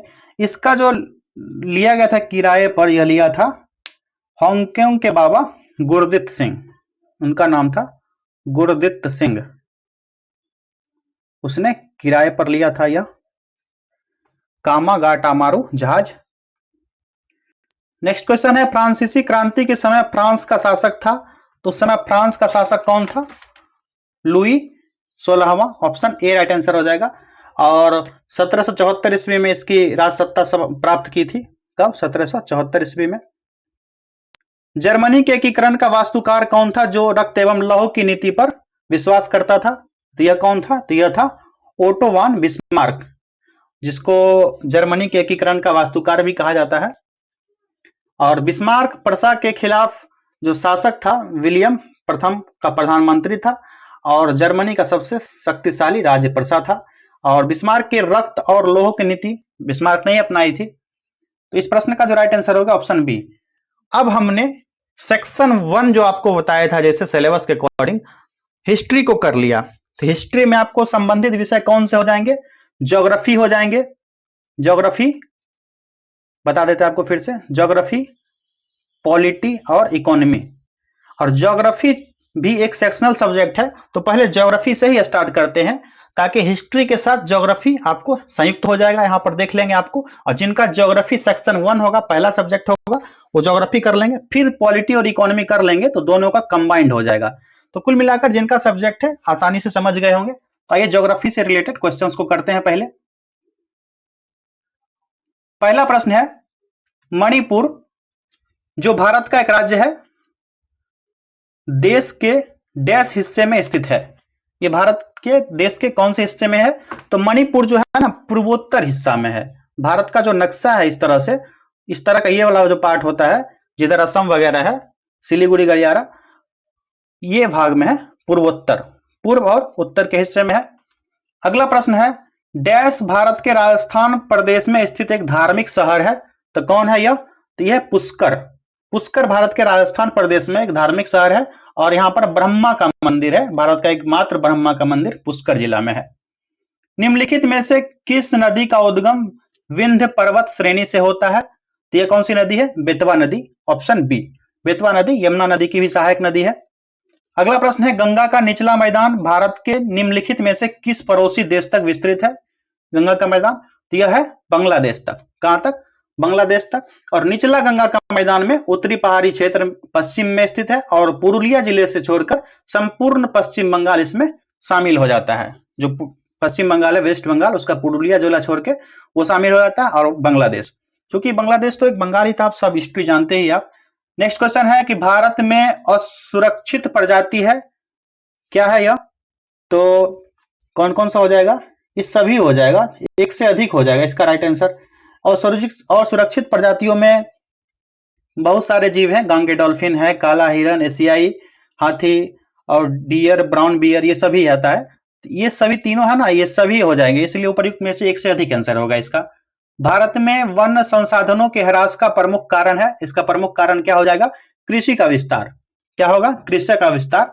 और लकड़ी, छाल, पत्ता, रबर, औषधि, रंग, ये सब बनाने के लिए इन सब की कटाई होती है, इसीलिए इसकी ह्रास होते जा रही है। नाथपा झाकड़ी परियोजना किस नदी पर है? यह परियोजना है सतलज नदी पर। कहां पर? सतलज नदी की परियोजना है, और यह परियोजना 2004 ईस्वी में बनकर तैयार हुई थी। बिहार का कौन सा थर्मल पावर प्लांट मौजूद है? यह कौन सा है? तो यह है बरौनी। यह थर्मल पावर प्लांट मौजूद है। यह एक मौजूदा 320 मेगावाट कोयला आधारित बिजली स्टेशन है, जो बिहार राज्य विद्युत बोर्ड के पास है। और Barauni thermal power station Bihar राज्य के बेगूसराय जिला में स्थित है। जो लोग बेगूसराय से है कमेंट कीजिएगा। भारत में एक प्रमुख शक्ति प्रदान करने वाला निगम है, और इसके पास पर्यावरण प्रबंधन प्रणाली 14001 के लिए ISO प्रमाणन है। यह क्या है प्रमाणन? NTPC।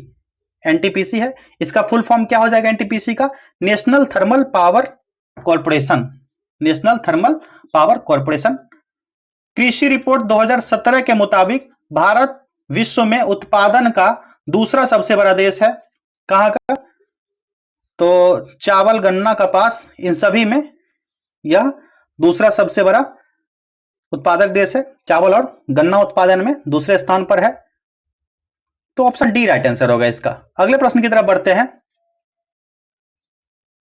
किसानों के फायदे के लिए संस्थागत सुधार था। यह सुधार क्या था? भूमि सुधार। ऑप्शन ए राइट आंसर हो जाएगा। ऑप्शन ए भूमि सुधार, जिसमें कृषि क्षेत्र में संस्थागत सुधार किए गए थे।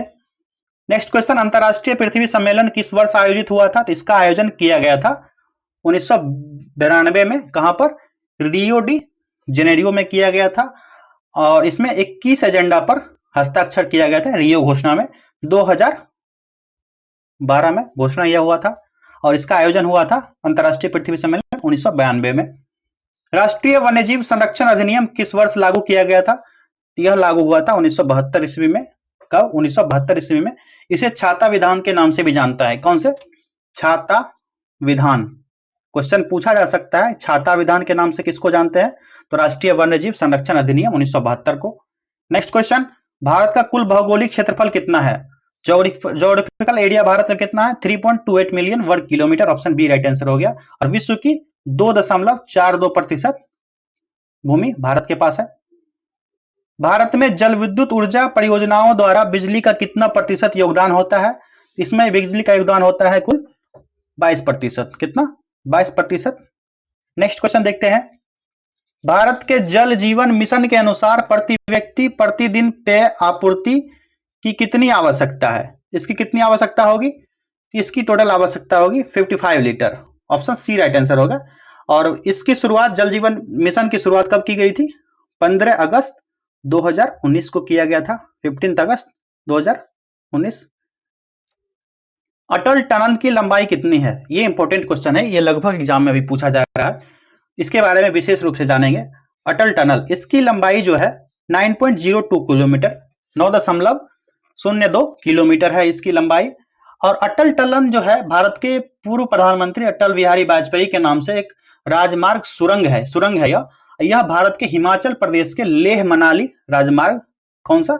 लेह मनाली राजमार्ग पर स्थित है यह टनल।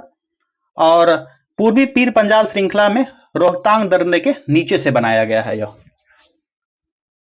अगला प्रश्न है, भारत का सबसे बड़ा बंदरगाह कौन सा है? तो यह बंदरगाह है मुंबई का बंदरगाह है। इसकी समुद्र तटीय सीमा रेखा कितनी है? 7516.6 किलोमीटर इसकी पूरी लंबाई है। निम्नलिखित में से किसको राष्ट्रीय जलमार्ग NW1 नाम दिया गया है? तो यह है इलाहाबाद हल्दिया। और इस जलमार्ग की स्थापना कब की गई थी? 1986 में, 1986 ईस्वी में। नेक्स्ट क्वेश्चन, भारत में रेलवे को कितने जोन में पुनर्गठित किया गया है? तो ये टोटल जोन कितने हो जाएंगे? तो कुल 18 जोन है। यहाँ पर ऑप्शन नहीं दिया गया है, तो ऑप्शन ई राइट आंसर होगा। भारतीय रेलवे जोन कितने हैं? टोटल 18 रेलवे जोन है भारत के पास। और भारत में रेलवे का प्रारंभ कब हुआ था? 1853 ईस्वी में। कब? 1853 ईस्वी में लॉर्ड डलहौजी के शासनकाल में हुआ था, उस समय उसी का कार्यकाल था। भारत में 1855 में पहली जूट मिल किस स्थान पर स्थापित की गई थी? इसकी स्थापना हुई थी रिसरा में। कहां पर? रिसरा में स्थापित की गई थी। और जूट उत्पादन में भारत, बांग्लादेश और चीन महत्वपूर्ण स्थान रखता है। निम्न में से कौन नदी अलकनंदा के बाईं ओर से निकलती है? लेफ्ट ओर से निकलती है। कौन सी नदी हो जाएगी? तो यह हो जाएगी कौन सी नदी? अलकनंदा की बाईं ओर से मिलने वाली सहायक नदी कौन कौन सी हो जाएगी? धौली, गंगा, नंदाकिनी, पिंडार, ये सभी हो जाएगी। तो ऑप्शन डी राइट आंसर हो जाएगा। गुरु शिखर निम्न में से किस पर्वत या पठार की सर्वोच्च शिखर है? तो यह शिखर है अरावली पर्वत का। किसका? अरावली पर्वत का। और गुरु शिखर की ऊंचाई कितनी है? 1722 किलोमीटर, सॉरी 1722 मीटर। निम्न में से कौन नाभिकीय ऊर्जा केंद्र उत्तर प्रदेश में स्थित है? तो यह हो जाएगा, इनमें से कोई नहीं हो जाएगा, ये सभी कोई भी नहीं, क्योंकि उत्तर प्रदेश के बुलंदशहर में जो स्थित है यह केंद्र, ये नरौरा में स्थित है। कहां पर? उत्तर प्रदेश के नरौरा स्थित में। कैगा नाभिकीय परमाणु ये कहां पर है? ये कर्नाटक में है कैगा। और काकरापार जो है यह गुजरात में है। कलपक्कम जो है यह तमिलनाडु में है। उत्तर प्रदेश में कौन सा हो जाएगा? नरौरा, इसलिए उपर्युक्त में से कोई नहीं। ऑप्शन ई राइट आंसर हो गया इसका। हारावती का पठार कहां है? हारावती का पठार, हारावती का पठार स्थित है राजस्थान में। ऑप्शन सी राइट आंसर हो गया। और मालवा पठार को राजस्थान के हारावती पठार भी कहते हैं। भारत में कोयला उत्पादक क्षेत्र निम्न में से कहां स्थित है? यहां पर दिए गए हैं 4 जगह और यहां पर नीचे कूट दिया गया है, उसके हिसाब से आंसर देना है आपको। देख लेते हैं कहां कहां है। तो यह एक से अधिक स्थान पर स्थित होगा निश्चित रूप से। कहां कहां होगा स्थित ये देखते हैं। कोयला उत्पादक क्षेत्र की उपस्थिति दामोदर घाटी, सोन घाटी, महानदी घाटी और गोदावरी घाटी, इस चारों जगहों पर हो जाएगा। तो ऑप्शन डी राइट आंसर होगा, उपर्युक्त में से एक से अधिक। हिंदुस्तान उर्वरक निगम का नाम रूप संयंत्र किस राज्य में स्थित है? तो यह स्थित है असम में। कहां पर? असम में। और इसकी स्थापना 1978 ईस्वी को हुई थी, 1978 ईयर। नेक्स्ट क्वेश्चन, पूर्व मध्य रेलवे जोन का मुख्यालय निम्न में से कहां है? इसका मुख्यालय है हाजीपुर। कहां पर? हाजीपुर। और इसके अंतर्गत दानापुर, मुगलसराय, धनबाद, सोनपुर और समस्तीपुर रेलवे मंडल डिविजन्स आते हैं। नेक्स्ट क्वेश्चन, व्हीलर द्वीप का क्या नाम है? नया नाम पूछा जा रहा है व्हीलर द्वीप का। इसका नया नाम है अब्दुल कलाम द्वीप। और ओडिशा सरकार ने 2 सितंबर 2015 ईस्वी को इस द्वीप का नामकरण भारत के महान वैज्ञानिक जो थे, पूर्व राष्ट्रपति भी थे, एपीजे अब्दुल कलाम के नाम पर किया है। अगला प्रश्न है, डूंग या झंपोश सिंचाई पद्धति यानी सिंचाई संरचना किस स्थान की है, किस क्षेत्र की है? तो यह है इन सभी क्षेत्र की हो जाएगी। पश्चिम बंगाल और जलपाईगुड़ी क्षेत्र जो है उस क्षेत्र में है। तो उपर्युक्त में से एक से अधिक ऑप्शन राइट आंसर हो जाएगा, ऑप्शन डी। खरीफ और रबी से संबंधित निम्नलिखित कथनों में से कौन सा कथन ठीक नहीं है? कौन सा कथन सही नहीं हो जाएगा? तो ये खरीफ महीना वर्षा ऋतु के प्रारंभ में आता है और वसंत ऋतु के अंत में फसल काटी जाती है, ये सही नहीं है, इसलिए ऑप्शन ए राइट आंसर होगा। क्योंकि खरीफ जो है महीना, खरीफ फसल का महीना होता है वर्षा ऋतु के प्रारंभ में आता है। कब? वर्षा ऋतु के प्रारंभ में आता है। और यह वसंत ऋतु में फसल काटी जाती है। कब? वसंत ऋतु में। ठीक। और फसल को जलवायु के अनुसार कितने भागों में बांटा जाता है? 3 भागों में। पता ही आपको, रबी, खरीफ और जायद फसल। अगले प्रश्न की तरफ बढ़ते हैं। विश्व में सबसे बड़ा गरान वन यानी मैंग्रोव फॉरेस्ट निम्न में से कौन सा है? तो यह हो जाएगा सुंदरवन। सुंदरवन एक डेल्टाई क्षेत्र है और यह एक राष्ट्रीय उद्यान भी है जो पश्चिम बंगाल में है। कहां पर? वेस्ट बंगाल में है सुंदरवन। अगला प्रश्न है, भारत में निम्नलिखित में से वह फसल मौसम कौन सा है जो मई जून के शुरू में होता है, जिसमें धान, ज्वार, बाजरा आदि मुख्य फसलें उगाई जाती है। ये कौन सा है? राइट आंसर हो जाएगा ऑप्शन सी, खरीफ फसल। कौन सा? खरीफ फसल। नेक्स्ट क्वेश्चन, शीत ऋतु के दिनों में हम मौसम किस प्रकार का होने ठंडा ज्यादा महसूस करते हैं? तो इसका राइट आंसर हो जाएगा साफ मौसम के कारण, साफ मौसम। और भारत का सबसे ठंडा स्थान कौन सा हो जाएगा? लेह, लद्दाख में भी स्थित है। देश की निम्नलिखित मिट्टियों में से किसे स्वतः कृष्य मिट्टी कहा जाता है? तो यह कहा जाता है कपास की काली मिट्टी को। किसको? कपास की काली मिट्टी को। काली मिट्टी के जल धारण की अधिक क्षमता होती है, इसी कारण यहां पर नमी अधिक बनी रहती है। अगला प्रश्न है, निम्नलिखित में से वह कौन सा राज्य है जिसकी अंतरराष्ट्रीय सीमाएं 3 देशों से मिलती है? तो यह राज्य है अरुणाचल प्रदेश। इसकी सीमा 3 देशों से मिलती है। अरुणाचल प्रदेश की पूर्वी सीमा जो है, ईस्ट सीमा, ये म्यांमार से मिलती है। और इसकी वेस्ट सीमा जो है वो भूटान से मिलती है। और इसकी अरुणाचल प्रदेश की नॉर्थ सीमा जो है यह चीन से मिलती है। पूर्वी सीमा म्यांमार से, पश्चिमी सीमा भूटान से और उत्तरी सीमा चीन से मिलती है। निम्नलिखित में से वह फसल कौन सी है जो जलोढ़ मिट्टी में उगती है और जिसे प्रचुर मात्रा में पानी की आवश्यकता होती है? यह कौन सी फसल है? तो यह है चावल। ऑप्शन सी राइट आंसर हो जाएगा, क्योंकि चावल जो जलोढ़ मिट्टी में उगती है और इसके लिए प्रचुर मात्रा में पानी की आवश्यकता होती है और भारत की प्रमुख खाद्य फसलों में से एक है। और चावल सबसे अधिक क्षेत्रफल में भारत में बोई जाती है। अगले प्रश्न की तरफ देखते हैं। आपको एक जानकारी और बता देते हैं कि चावल जो है देश के कुल कृषि भूमि योग के 1/4 हिस्सा में उत्पादन होता है भारत में, 1/4 पार्ट में। निम्नलिखित में से कौन सा मिलान सही है? देख लेते हैं। अनुसंधान संस्थान एक तरफ दिया गया है, दूसरे तरफ दिया गया है मुख्यालय। इसका मुख्यालय कहां है? तो मिलान कर लेते हैं यहां पर। आइए मिलान करते हैं इसका। तो रेशम अनुसंधान संस्थान कहां है? यह बेंगलोर में स्थित है, सही है। शर्करा अनुसंधान संस्थान कहां है? शर्करा अनुसंधान संस्थान ये चेन्नई नहीं है, यह कहां है? तो यह कानपुर में है। कहां पर है? कानपुर में है। चर्म अनुसंधान संस्थान यह कहां है? तो यह चर्म अनुसंधान संस्थान जो है यह लखनऊ में नहीं है, क्योंकि चर्म अनुसंधान संस्थान जो है यह स्थित है चेन्नई में। कहां पर? चेन्नई में। तो ये दोनों गलत हो गया, सही मिलान करने के लिए कहा जा रहा है। तो ऑप्शन ए राइट आंसर हो जाएगा, रेशम अनुसंधान संस्थान बेंगलोर में स्थित है। अगले प्रश्न की तरफ बढ़ते हैं। भारत की जनगणना 2011 के अनुसार जनसंख्या घनत्व तो कितना था? तो इसका जनसंख्या घनत्व था टोटल कितना? 382 व्यक्ति। ऑप्शन ए राइट आंसर हो गया इसका। और 2001 ईस्वी में भारत का जनसंख्या घनत्व 325 था। 2001 में पूछा जाएगा 325 और 2011 में डेंसिटी पर व्यक्ति पर पर्सन कितना होगा? 382। अगला प्रश्न है, दक्षिणी पश्चिमी मानसून की अवधि के दौरान तमिलनाडु सूखा रहता है, क्यों सूखा रहता है यह क्षेत्र? तो यह क्षेत्र इसलिए सूखा रहता है क्योंकि यह वृष्टि छाया क्षेत्र के अंतर्गत आता है। और दक्षिण पश्चिमी मानसून की अवधि के दौरान यहां पर वृष्टि छाया क्षेत्र की स्थिति बनी रहती है। भारत में अधिकांश वर्षा दक्षिण पश्चिम मानसून के द्वारा ही होती है। और भारत के प्रायद्वीपीय आकृति के कारण दक्षिण पश्चिम मानसून को 2 शाखाओं में विभाजित किया जाता है, एक अरब सागर की शाखा और दूसरा बंगाल की खाड़ी की शाखा। तो ये हमने हिस्ट्री यहां देख लेते हैं। हमने हिस्ट्री और ज्योग्राफी दोनों का सेक्शनल कर लिया। इसमें फायदा क्या हुआ कि हिस्ट्री के साथ जो बच्चे ज्योग्राफी लेंगे उनका दोनों का कॉम्बिनेशन बन गया, और जो ज्योग्राफी लेंगे या हिस्ट्री है, दोनों में तो पॉलिटी और इकोनॉमी में से कोई एक लेना है। तो अब ज्योग्राफी हिस्ट्री जब हो गया तो हिस्ट्री का भी कॉम्बिनेशन हो जाएगा पॉलिटी और इकोनॉमी, और ज्योग्राफी का भी कॉम्बिनेशन हो जाएगा पॉलिटी और इकोनॉमी। तो आइए आप पहले पॉलिटी को कर लेते हैं, राज्य व्यवस्था को कर लेते हैं क्वेश्चन। बढ़ते हैं आगे। अगला प्रश्न है हमारा पॉलिटी से, भारत के संविधान में जन स्वास्थ्य एवं स्वच्छता किसमें शामिल है? तो यह शामिल है राज्य सूची में। किसमें? राज्य सूची में।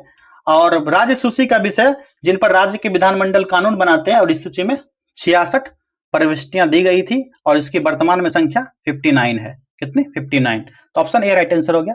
साथियों, आपकी जानकारी के लिए एक चीज बता दें कि वीडियो में ना कमेंट में आपको एक टाइम स्टंप लगा देंगे, जैसे कि लैंग्वेज से संबंधित प्रश्न है, जैसे हिंदी का प्रश्न, तो कहां से स्टार्ट होगा? आपको हिंदी का ही प्रश्न करना है। टाइम स्टंप पर क्लिक कीजिए, सीधे हिंदी के प्रश्न चले आएंगे। जिनका ज्योग्राफी होगा डायरेक्ट टाइम स्टंप पर क्लिक कीजिएगा आप लोग, ज्योग्राफी के प्रश्न पर चले आएंगे, ताकि आपको वीडियो को स्किप नहीं करना पड़ेगा, आपको टाइम वेस्ट नहीं करना पड़ेगा, क्योंकि एग्जाम आपको देना है तो टाइम वेस्ट नहीं करना है, अधिक से अधिक आपको तैयारी करनी है आपकी। अगला प्रश्न है, संसदीय प्रणाली में कार्यपालिका किसके प्रति उत्तरदायी होता है? यह उत्तरदायी होता है विधानमंडल के प्रति। ऑप्शन ए राइट आंसर हो जाएगा। किसके प्रति? विधानमंडल के प्रति। और केंद्र के एक मंत्री व्यक्तिगत रूप से राष्ट्रपति के प्रति उत्तरदायी होता है। केंद्र की बात करें तो निम्नलिखित में से किस राज्य में विधान परिषद है? कौन से राज्य में विधान परिषद? तो यह है Karnataka. Option B right answer हो जाएगा। भारत के 6 राज्य में वर्तमान में विधान परिषद है। ये कौन कौन सा है? उत्तर प्रदेश, महाराष्ट्र, बिहार, आंध्र प्रदेश, तेलंगाना और कर्नाटक। और विधान परिषद सृजन उत्साधन की प्रक्रिया अनुच्छेद किसमें है? 169 में यह वर्णित किया गया है। और विधान परिषद की संरचना का उल्लेख कौन से अनुच्छेद में है? यह 171 में है। विधान परिषद कब बनेगा? जब विधान परिषद में सदस्यों की संख्या 40 से अधिक हो या 40 हो, तब यह विधान परिषद की स्थिति बनेगी, यानी कि विधानसभा की सदस्य संख्या का 1/3 हो। अगला प्रश्न है, भारत का संवैधानिक प्रमुख कौन होता है? तो भारत का संवैधानिक प्रमुख राष्ट्रपति होता है। ऑप्शन ए राइट आंसर हो गया। अनुच्छेद 52 में यह उल्लेख किया गया है। और अनुच्छेद 53 में कहा गया है कि कार्यपालिका की शक्ति राष्ट्रपति में निहित होगा। अगले प्रश्न की तरफ बढ़ते हैं, निम्नलिखित में से कौन भारत का केंद्र शासित प्रदेश नहीं है? तो यह हो जाएगा गोवा। गोवा केंद्र शासित प्रदेश नहीं है, क्योंकि गोवा को 56 कॉन्स्टिट्यूशनल अमेंडमेंट के द्वारा इसको भारत देश में शामिल कर लिया गया था। कब? 1987 में। 30 मई 1987 को भारत का 25वां राज्य बना था गोवा। अगला प्रश्न है, निम्नलिखित में से कौन भारत देश का प्रमुख है? तो ये हो जाएगा राष्ट्रपति। अभी बताया आपको। अगला प्रश्न है, भारतीय संविधान के किस संशोधन द्वारा प्रस्तावना में समाजवादी शब्द को सम्मिलित किया गया? इंपॉर्टेंट क्वेश्चन है, हर एक लगभग एग्जाम में पूछा जाता है। इसको विस्तार में थोड़ा जानते हैं। यह 42वां संशोधन हो जाएगा। कौन सा? 42वां संशोधन, जिसमें प्रस्तावना के समाजवादी शब्द को इसमें सम्मिलित किया गया था। यह संशोधन कब हुआ था? तो 1976 में हुआ था, 1976 ईस्वी में। इसमें प्रस्तावना के 3 शब्द को जोड़ा गया था। एक तो समाजवादी हो गया, दूसरा था धर्मनिरपेक्ष, और एक शब्द था अखंडता, धर्मनिरपेक्ष और समाजवादी। ये 3 शब्द को इस संशोधन के द्वारा इसको ऐड किया गया। अब तक केवल एक बार संशोधन हुआ था। और प्रस्तावना को कौन से केस में किया गया था? उस समय केस था बेरूबारी बनाम मद्रास के बीच। 1960 ईस्वी में यह केस फाइल किया गया था, जिसमें बताया गया था प्रस्तावना संविधान का भाग नहीं माना जाता है, तो इसीलिए केस हुआ था। और 1973 ईस्वी में केशवानंद भारती मामले में उच्चतम न्यायालय ने प्रस्तावना को संविधान का भाग माना। और प्रस्तावना जो है संविधान का दर्शन भी कहा जाता है, आत्मा भी कहा जाता है, कुंजी, जन्म कुंडली सभी कहा जाता है। ठीक, अगला प्रश्न देख लेते हैं। भारतीय संविधान का अनुच्छेद 19 किससे संबंधित है? यह संबंधित है स्वतंत्रता के अधिकार से। अनुच्छेद 19 में कहा गया है। ठीक, अगला प्रश्न देखते हैं। संविधान सभा में उद्देश्य प्रस्ताव निम्नलिखित में से किसके द्वारा प्रस्तुत किया गया था? यह प्रस्तुतिकरण हुआ था जवाहरलाल नेहरू के द्वारा। 13 दिसंबर 1946 ईस्वी को जवाहरलाल नेहरू ने उद्देश्य प्रस्ताव जब पेश किया था संसद में। और 22 जनवरी 1947 को सर्वसम्मति से संविधान सभा ने प्रस्तावना स्वीकार कर लिया था, ओके हो गया था। भारत के संविधान की प्रस्तावना किस देश से ली गई है? तो यह लिया गया है, कहां से? यह लिया गया है अमेरिका से लिया गया। ऑप्शन में नहीं है, यूएसए से लिया गया है, इसलिए ऑप्शन ई राइट आंसर होगा इसका। अधिकतम निर्वाचन क्षेत्रों वाले राज्यों को उनके बढ़ते क्रम में व्यवस्थित कर सही विकल्प का चयन कीजिए। निर्वाचन क्षेत्र के आधार पर कहा जा रहा है, तो कौन सा हो जाएगा इसका राइट आंसर? उत्तर प्रदेश, महाराष्ट्र, पश्चिम बंगाल, बिहार। ये नहीं होगा, ये भी नहीं होगा। इसका राइट आंसर होगा ऑप्शन ई, क्योंकि जो निर्वाचन क्षेत्र भारत संविधान के अनुच्छेद 81 के अंदर लोकसभा का गठन हुआ है, उसके अंतर्गत उत्तर प्रदेश, जहां लोकसभा सदस्यों की संख्या 80 है, उसके बाद महाराष्ट्र का स्थान आता है। देखते हैं, आपको बताते हैं अभी। देखते हैं उत्तर प्रदेश, यहां पर लोकसभा सदस्यों की संख्या कितनी है? 80 है। ठीक। महाराष्ट्र में लोकसभा सदस्यों की संख्या कुल कितनी है? 48 हो जाएगा। उसके बाद वेस्ट बंगाल आता है, यहां पर कितना है? 42। उसके बाद तमिलनाडु, उसके बाद बिहार आता है, सॉरी क्या आएगा? बिहार आएगा, जहां पर 40 है।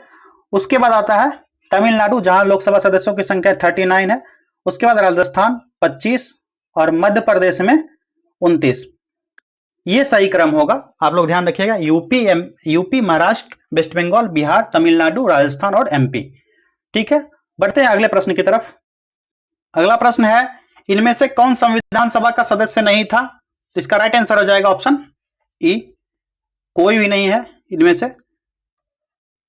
संविधान सभा के सदस्य में थे महात्मा गांधी, मोहम्मद अली जिन्ना, ये भी शामिल नहीं थे, ये भी, और यहां पर जो दिया गया ऑप्शन ये भी शामिल नहीं थे।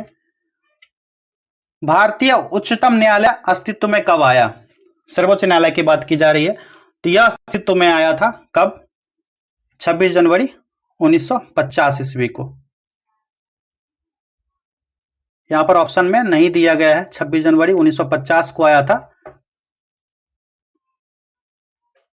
इसका राइट आंसर इसलिए होगा उपर्युक्त में से कोई नहीं। नेक्स्ट क्वेश्चन है, विश्व के किस देश द्वारा 1948 89 के मध्य रंग भेद का एक आधिकारिक नीति की तरह पालन किया गया? इसका राइट आंसर हो जाएगा ऑप्शन ए, दक्षिण अफ्रीका में। 1948 89 के मध्य रंग भेद का यह मामला आया था, और रंग भेद का अर्थ था कि रंग, वर्ण, त्वचा के आधार पर मतलब वहां पर भेदभाव उत्पन्न किया जा रहा था। अगला प्रश्न है, मंडल आयोग ने 1980 की अपनी रिपोर्ट में सरकारी नौकरियों में सामाजिक एवं शैक्षणिक तौर पर पिछड़े वर्गों को कितने प्रतिशत आरक्षण की संस्तुति की थी? यह संस्तुति दी गई थी 27% आरक्षण की। कितना? 27% आरक्षण की। और बीपी मंडल की अध्यक्षता में 1 जनवरी 1979 ईस्वी को यह कमेटी गठित हुआ था। कब? 1 जनवरी 1979 ईस्वी को बीपी मंडल की अध्यक्षता में यह समिति गठित हुआ था। अगला प्रश्न है, कौन सा मौलिक अधिकार संविधान का हृदय एवं आत्मा कहलाता है? तो यह मौलिक अधिकार कौन सा हो जाएगा? इनमें से कोई नहीं, क्योंकि अनुच्छेद 32 को कहा जाता है। अनुच्छेद 32 से संबंधित कोई भी नहीं है। यहां पर देख लेते हैं और भी, जिसमें बी आर अम्बेडकर ने कहा था इसको हृदय और आत्मा कहा था, और इसके बिना संविधान को मृत समान बताया था। अगला प्रश्न है, कौन सा अधिकार अल्पसंख्यकों के प्रति विशेष है? तो यह कौन सा अधिकार होगा? राइट आंसर कोई नहीं हो जाएगा, क्योंकि अल्पसंख्यकों को संबंधित मौलिक अधिकार का अनुच्छेद 29-30 में वर्णन किया गया है। अनुच्छेद 29 में कहा गया है कि अल्पसंख्यकों के भाषा, लिपि और संस्कृति से संबंधित है, और अनुच्छेद 30 में बताया गया शिक्षा संस्थाओं की स्थापना और प्रशासन करने के लिए अल्पसंख्यक वर्ग को अधिकार दिया जाएगा। तो ये सभी संबंधित नहीं है विशेष रूप से।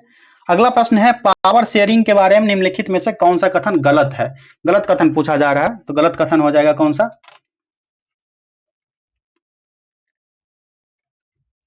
ये कथन सही हो जाएगा। सत्ता विभिन्न स्तरों पर सरकारों के बीच साझा की जा सकती है, सही है।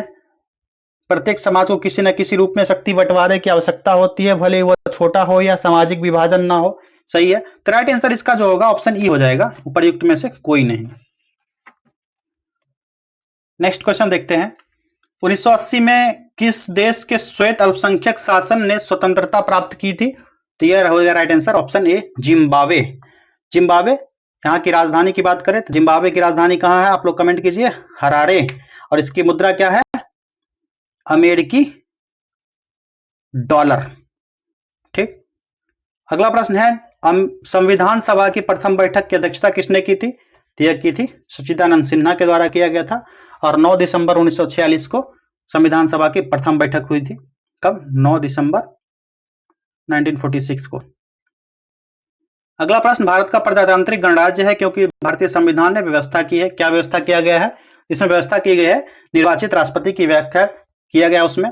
अगला प्रश्न देखते हैं, ग्राम सभा का सदस्य बनने के लिए न्यूनतम आयु पूछा जा रहा है, इसका न्यूनतम आयु हो जाएगा 18 वर्ष। कितना? 18 वर्ष, अनुच्छेद 243 ए में यह वर्णित है, क्लॉज ए में। नेक्स्ट क्वेश्चन, भारतीय संसद में शामिल होते हैं, क्या शामिल होते हैं भारतीय संसद में? इसमें शामिल होते हैं राष्ट्रपति, लोकसभा और राज्यसभा।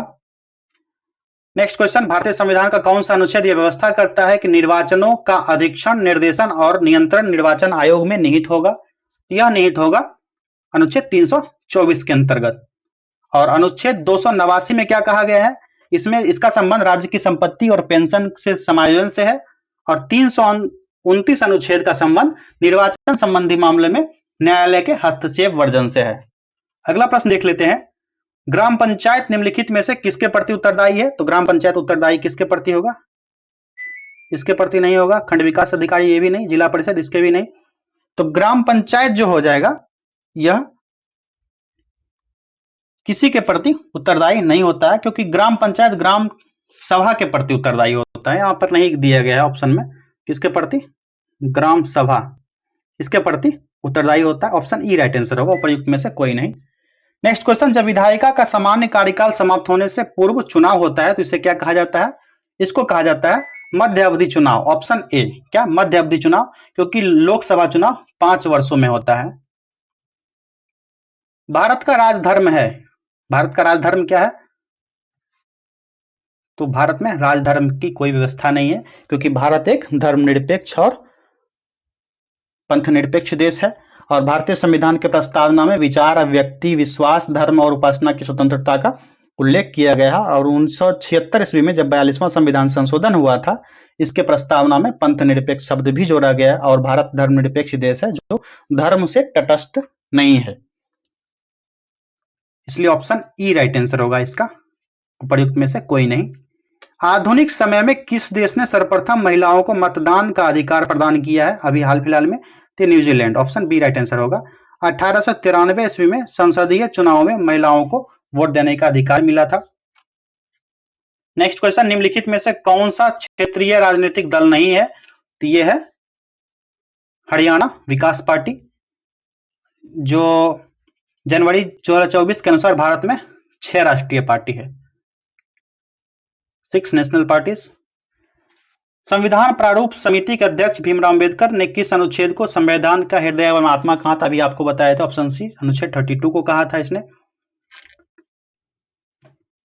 फ्रांस में स्वतंत्रता, समानता और भ्रातृत्व का नारा कब बुलंद किया गया?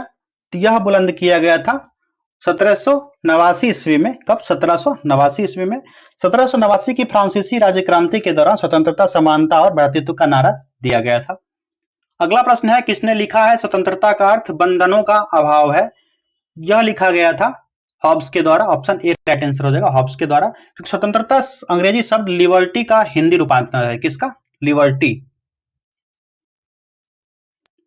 नेक्स्ट क्वेश्चन, किसने कहा है मनुष्य स्वतंत्र रूप से जन्म लेता है लेकिन सभी जगह वह बंधनों में रहता है? यह कहा गया है रूसो के द्वारा। ऑप्शन बी राइट आंसर होगा।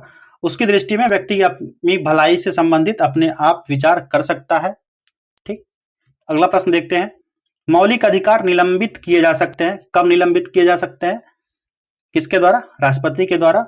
भारत का राष्ट्रपति अनुच्छेद 20-21 को छोड़कर किसी भी मौलिक अधिकार को कम या समाप्त कर सकता है। और राष्ट्रीय आपातकाल में राष्ट्रपति अनुच्छेद 19 को निलंबित कर सकता है। नेक्स्ट क्वेश्चन, भारत में सांप्रदायिकता के विकास का मुख्य कारण है। इसका मुख्य कारण क्या हो जाएगा? अल्पसंख्यक समूहों का शैक्षिक और आर्थिक पिछड़ापन। भारत में सांप्रदायिकता का जहर 1857 की क्रांति के बाद से ही माना जाता है और यह फैला था, जिसमें फूट डालो और शासन करो की नीति का अवकलन किया गया था, जिसमें 1870 ईस्वी में जब विलियम हंटर ने इंडियन मुस्लिम किताब लिखी थी, जिसमें मुस्लिम समाज की कमजोरी का कारण हिंदू को माना था। अगला प्रश्न है, भारत के संविधान का 73वां संशोधन अधिनियम 1992 के पारित किए जाने का क्या कारण था? इसका कारण था पंचायती राज को बल प्रदान करना। Option A. नेक्स्ट क्वेश्चन है, संसद के दोनों सदनों के संयुक्त अधिवेशन का सभापतित्व कौन करता है? तो यह किया जाता है किसके द्वारा? लोकसभा अध्यक्ष के द्वारा। किसी विशेष दिन लोकसभा में अधिकतम कितने तारांकित प्रश्न पूछे जा सकते हैं? तो कुल 20। ऑप्शन बी राइट आंसर होगा, 20 प्रश्न पूछे जा सकते हैं। तारांकित प्रश्न मौखिक प्रश्न होता है, तो ऐसे प्रश्न का उत्तर तत्काल दिया जाता है और पूरक प्रश्न भी पूछा जा सकता है। अगला प्रश्न देखते हैं, लोकसभा के निर्वाचन क्षेत्रों का सीमा निर्धारण पिछली बार निम्नलिखित में से किस ईस्वी सन में किया गया था? तो इसका राइट आंसर होगा 1973, ऑप्शन बी। भारत की प्रथम महिला प्रधानमंत्री थी, आप सभी को पता है प्रथम महिला प्रधानमंत्री कौन थी, श्रीमती इंदिरा गांधी। और इनका कार्यकाल आप लोग कमेंट कीजिए कब से कब तक ये प्रधानमंत्री रहे थे। हमने 3 सब्जेक्ट को कर लिया, 2 सेक्शनल सब्जेक्ट जिसमें कि एक उसका पूरक सब्जेक्ट भी था, हिस्ट्री का पूरक, ज्योग्राफी हो गया, और हिस्ट्री का पूरक और पॉलिटी भी हो गया। और ज्योग्राफी की पूरक की बात की जाए तो ज्योग्राफी स्वयं हो गया और सेक्शन 1 में, और सेक्शन 2 में पॉलिटी हो गया। अब एक और सब्जेक्ट है आगे, इकोनॉमी। इकोनॉमी को देखते हैं, अर्थशास्त्र, इससे संबंधित हम प्रश्नों को कर लेते हैं फटाफट, तब जाकर के हमारा पूरा सेक्शन खत्म हो जाएगा। The economic consequences of the peace पुस्तक निम्न में से किस विद्वान की रचना है?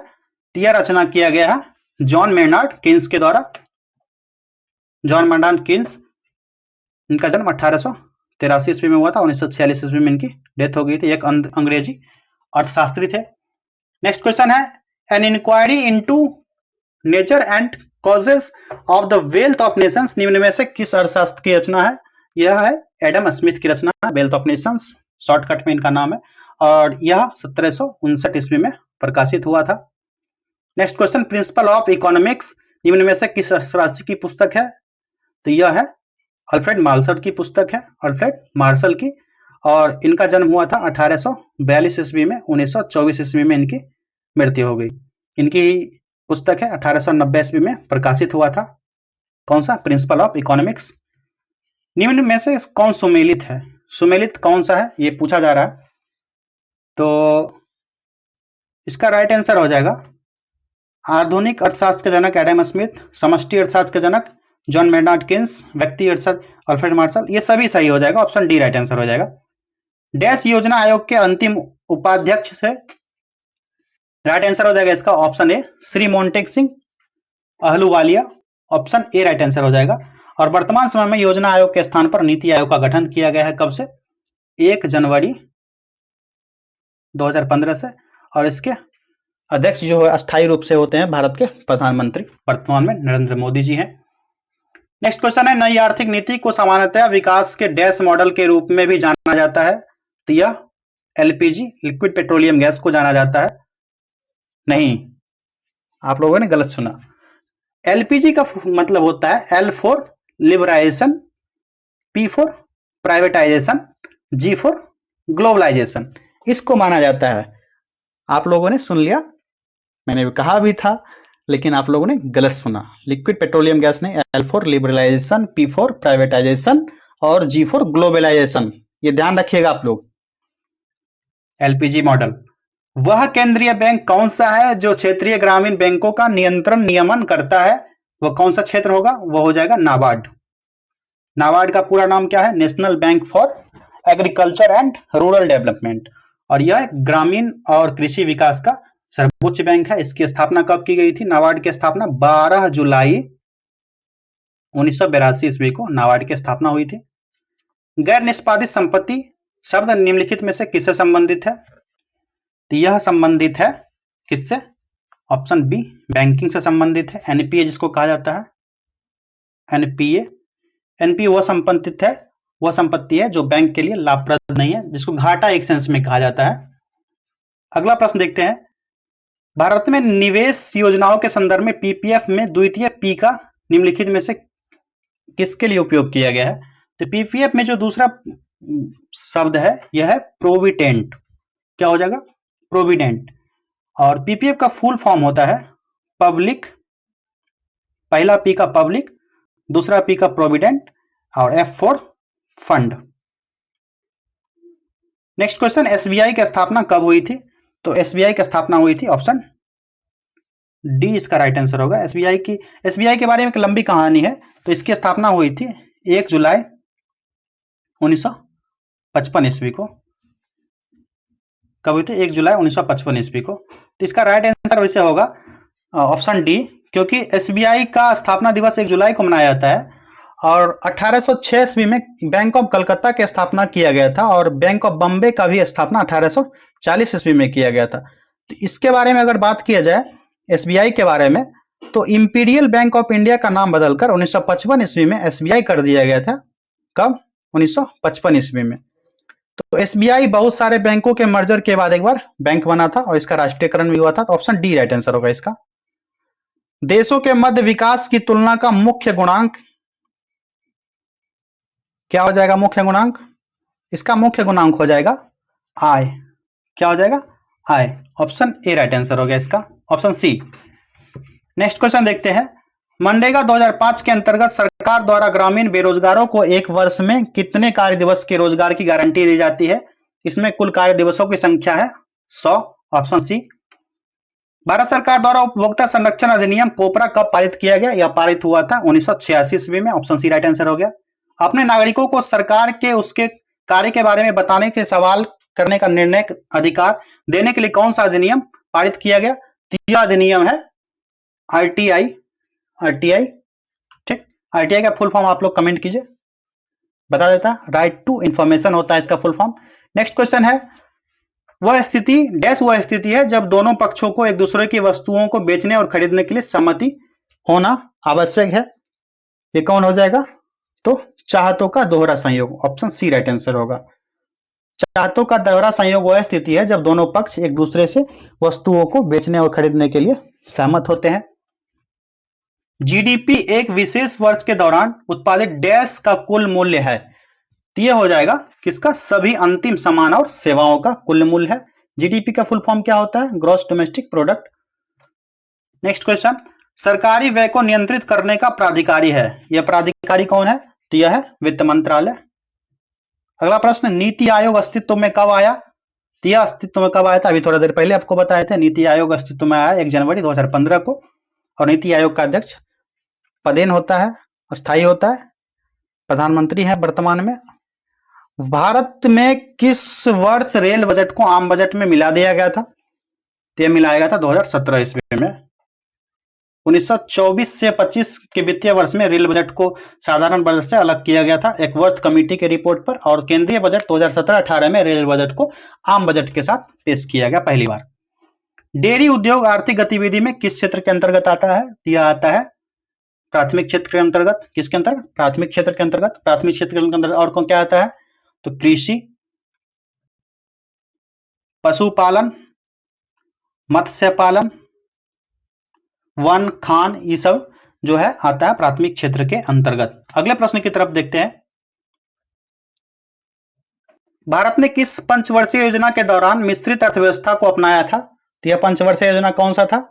तो यह था दूसरा पंचवर्षीय योजना, ऑप्शन बी राइट आंसर होगा। 1956 से 61 दूसरा पंचवर्षीय योजना। और मिश्रित अर्थव्यवस्था का अर्थ है वहां सार्वजनिक और निजी क्षेत्र में सह-अस्तित्व हो। वर्ष 2022-23 में भारत की प्रति व्यक्ति शुद्ध राष्ट्रीय आय वर्तमान कीमतों पर डैश थी? तो उस समय की आय थी कितनी? 1,72,000, ऑप्शन सी राइट आंसर हो गया।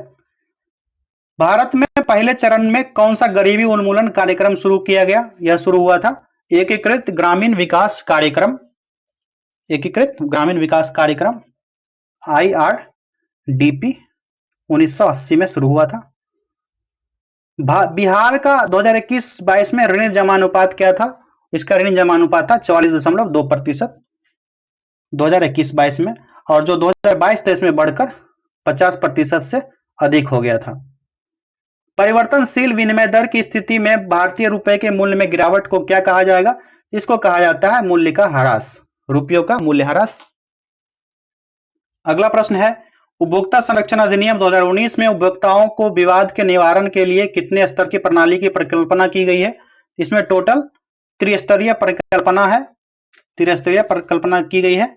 और इस एक्ट द्वारा जिला उपभोक्ता विवाद निवारण आयोग राज्य आयोग के आर्थिक क्षेत्राधिकार बढ़ाकर क्रमशः 1 करोड़ से कम और 1 करोड़ से 10 करोड़ तक और 10 करोड़ रुपए से अधिक का शिकायत सुनने का अधिकार दिया गया है। लेकिन इसमें संशोधन कर क्रमशः 50 लाख रुपया और 50 लाख से 2 करोड़ और 2 करोड़ से अधिक के मामले सुनने का अधिकार अब दे दिया गया है। अधिसूचना 30 दिसंबर 2021 के अनुसार, ये करंट का आप लोग ध्यान रखिएगा, 30 दिसंबर 2021 के अनुसार ये बढ़ा दिया गया था।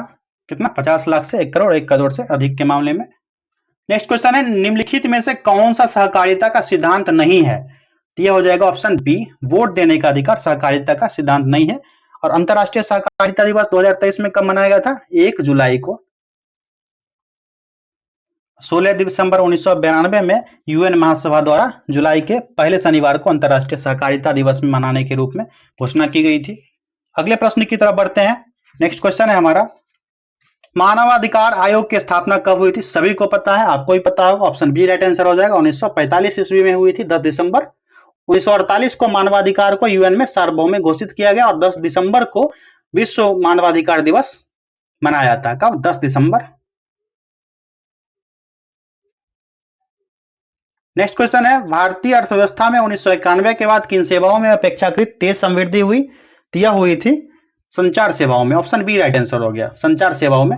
24 जुलाई 1991 को प्रारंभ हुआ, जो नई आर्थिक सुधार नीति से संबंधित है। कब? 24 जुलाई 1991 से।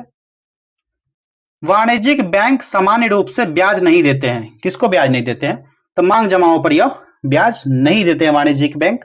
चालू खातों को मांग जमा के रूप में जाना जाता है। किसको? चालू खातों को मांग जमा पर जाना जाता है और वाणिज्यिक बैंक सामान्य रूप से मांग जमाओं पर ब्याज नहीं देते हैं। निम्नलिखित में से कौन सा ऑटोमेटेड टेलर मशीन यानी एटीएम का वर्गीकरण नहीं है? इसका राइट आंसर हो जाएगा ऑप्शन डी, उपर्युक्त में से एक से अधिक। क्योंकि एटीएम जो है, एटीएम एक दूरसंचार उपकरण है जो वित्तीय संस्थाओं के ग्राहकों को वित्तीय लेन देन में मदद करता है और सर्वप्रथम 27 जून 1967 ईस्वी में यूके के बार्कलेज बैंक में यह स्थापित किया गया था। कब? 1967 में यूके के बार्कलेज में स्थापित किया गया था एटीएम। ये सभी एटीएम के प्रकार है, ब्राउन लेवल बैंकों का अपना एटीएम और व्हाइट लेवल एटीएम। तो एक से अधिक इसका आंसर हो गया। बैंक वैश्वीकरण से लाभान्वित होते हैं। क्या क्या लाभान्वित होते हैं वैश्वीकरण से? इससे लाभान्वित होते हैं उत्पादक, आयातक, निर्यातक, सभी हो जाएगा। ऑप्शन डी राइट आंसर हो जाएगा। और वैश्वीकरण के 4 मुख्य अंग होते हैं। ठीक है, अगला प्रश्न देखते हैं, विश्व व्यापार संगठन की स्थापना कब हुई थी? वर्ल्ड ट्रेड ऑर्गेनाइजेशन WTO की स्थापना की गई थी 1995 ईस्वी में, 1 जनवरी 1995 को। नेक्स्ट क्वेश्चन, उपभोक्ता शोषण के प्रमुख कारण है। उपभोक्ता शोषण के प्रमुख कारण हो जाएंगे कौन कौन से? इसमें हो जाएगा सूचना का अभाव, ऑप्शन ए, वस्तु की सीमित आपूर्ति, ये भी हो जाएगा, उपभोक्ताओं की अज्ञानता, ये भी हो जाएगा। तो ऑप्शन डी राइट आंसर होगा इसका, ऑप्शन डी। और उपभोक्ता के अपने अधिकार अधिक जागरूक हुए हैं अभी के मामले में। अर्धविकसित का पर्यायवाची शब्द है, अर्धविकसित का पर्यायवाची शब्द हो जाएगा ऑप्शन बी, निर्धन। इकोनॉमिक सेंस में निर्धन। और विकसित का अर्थ क्या हो जाएगा? अगर विकसित का पूछा जाए तो संपन्न हो जाएगा, विकसित। नेक्स्ट क्वेश्चन देखते हैं, अर्थशास्त्र है, अर्थशास्त्र क्या है? What is economics? तो अर्थशास्त्र यथार्थवादी के साथ आदर्शवादी विज्ञान है। तो ऑप्शन सी राइट आंसर होगा इसका, यथार्थवादी के साथ आदर्शवादी विज्ञान। अर्थशास्त्र चयन का भी विज्ञान है, पूछा जाएगा, अर्थशास्त्र चयन का विज्ञान है। अगर ऑप्शन रहेगा तो ये भी आंसर आप क्लिक कर सकते हैं। नेक्स्ट क्वेश्चन है, भारतीय रिजर्व बैंक की स्थापना कब हुई थी? आप लोग कमेंट कीजिए। तो इसकी स्थापना की गई थी सन 1935 ईस्वी में, 1 अप्रैल 1935 ईस्वी को रिजर्व बैंक की स्थापना की गई थी। और यह आरबीआई एक्ट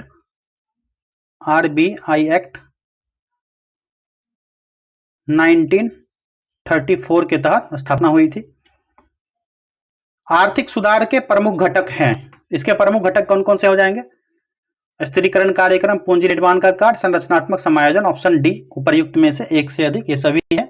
और नियमों को सरल बनाकर निवेश को बढ़ावा दिया जाता है इसमें। और भारत में उदारीकरण से आर्थिक सुधार का एक नया युग बना है। नेक्स्ट क्वेश्चन है, 2011 की जनगणना के अनुसार बिहार में प्रति 1000 पुरुषों पर स्त्रियों की संख्या कितनी है? यहाँ पर लिंग रेशियो पूछा जा रहा है, ये हो जाएगा ऑप्शन बी, 918 महिलाएं प्रति 1000 पुरुष पर कम है। अगला प्रश्न है, कृषि उत्पादों के मानकीकरण के लिए किस मानक का प्रयोग किया जाता है? तो इसमें उपयोग किया जाता है एग मार्क का।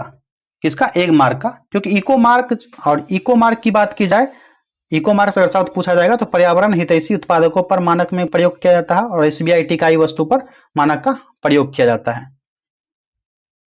ठीक, और ISI कमेंट कीजिए, BSc आप लोग कमेंट कीजिए किस में मानक में प्रयोग किया जाता है। तो हमने चारों सब्जेक्ट का क्वेश्चन कर लिया, हिस्ट्री, पॉलिटी, ज्योग्राफी और इकोनॉमी का। साथ में भाषा से संबंधित जो टॉपिक थे उसको भी कवर कर लिया और सामान्य अध्ययन से संबंधित टॉपिक को भी कवर कर लिया। तो मिलेंगे अगले वीडियो में। इस वीडियो को शेयर कर दीजिए अपने दोस्तों के बीच जो तैयारी कर रहे होंगे TRE 4 की। धन्यवाद।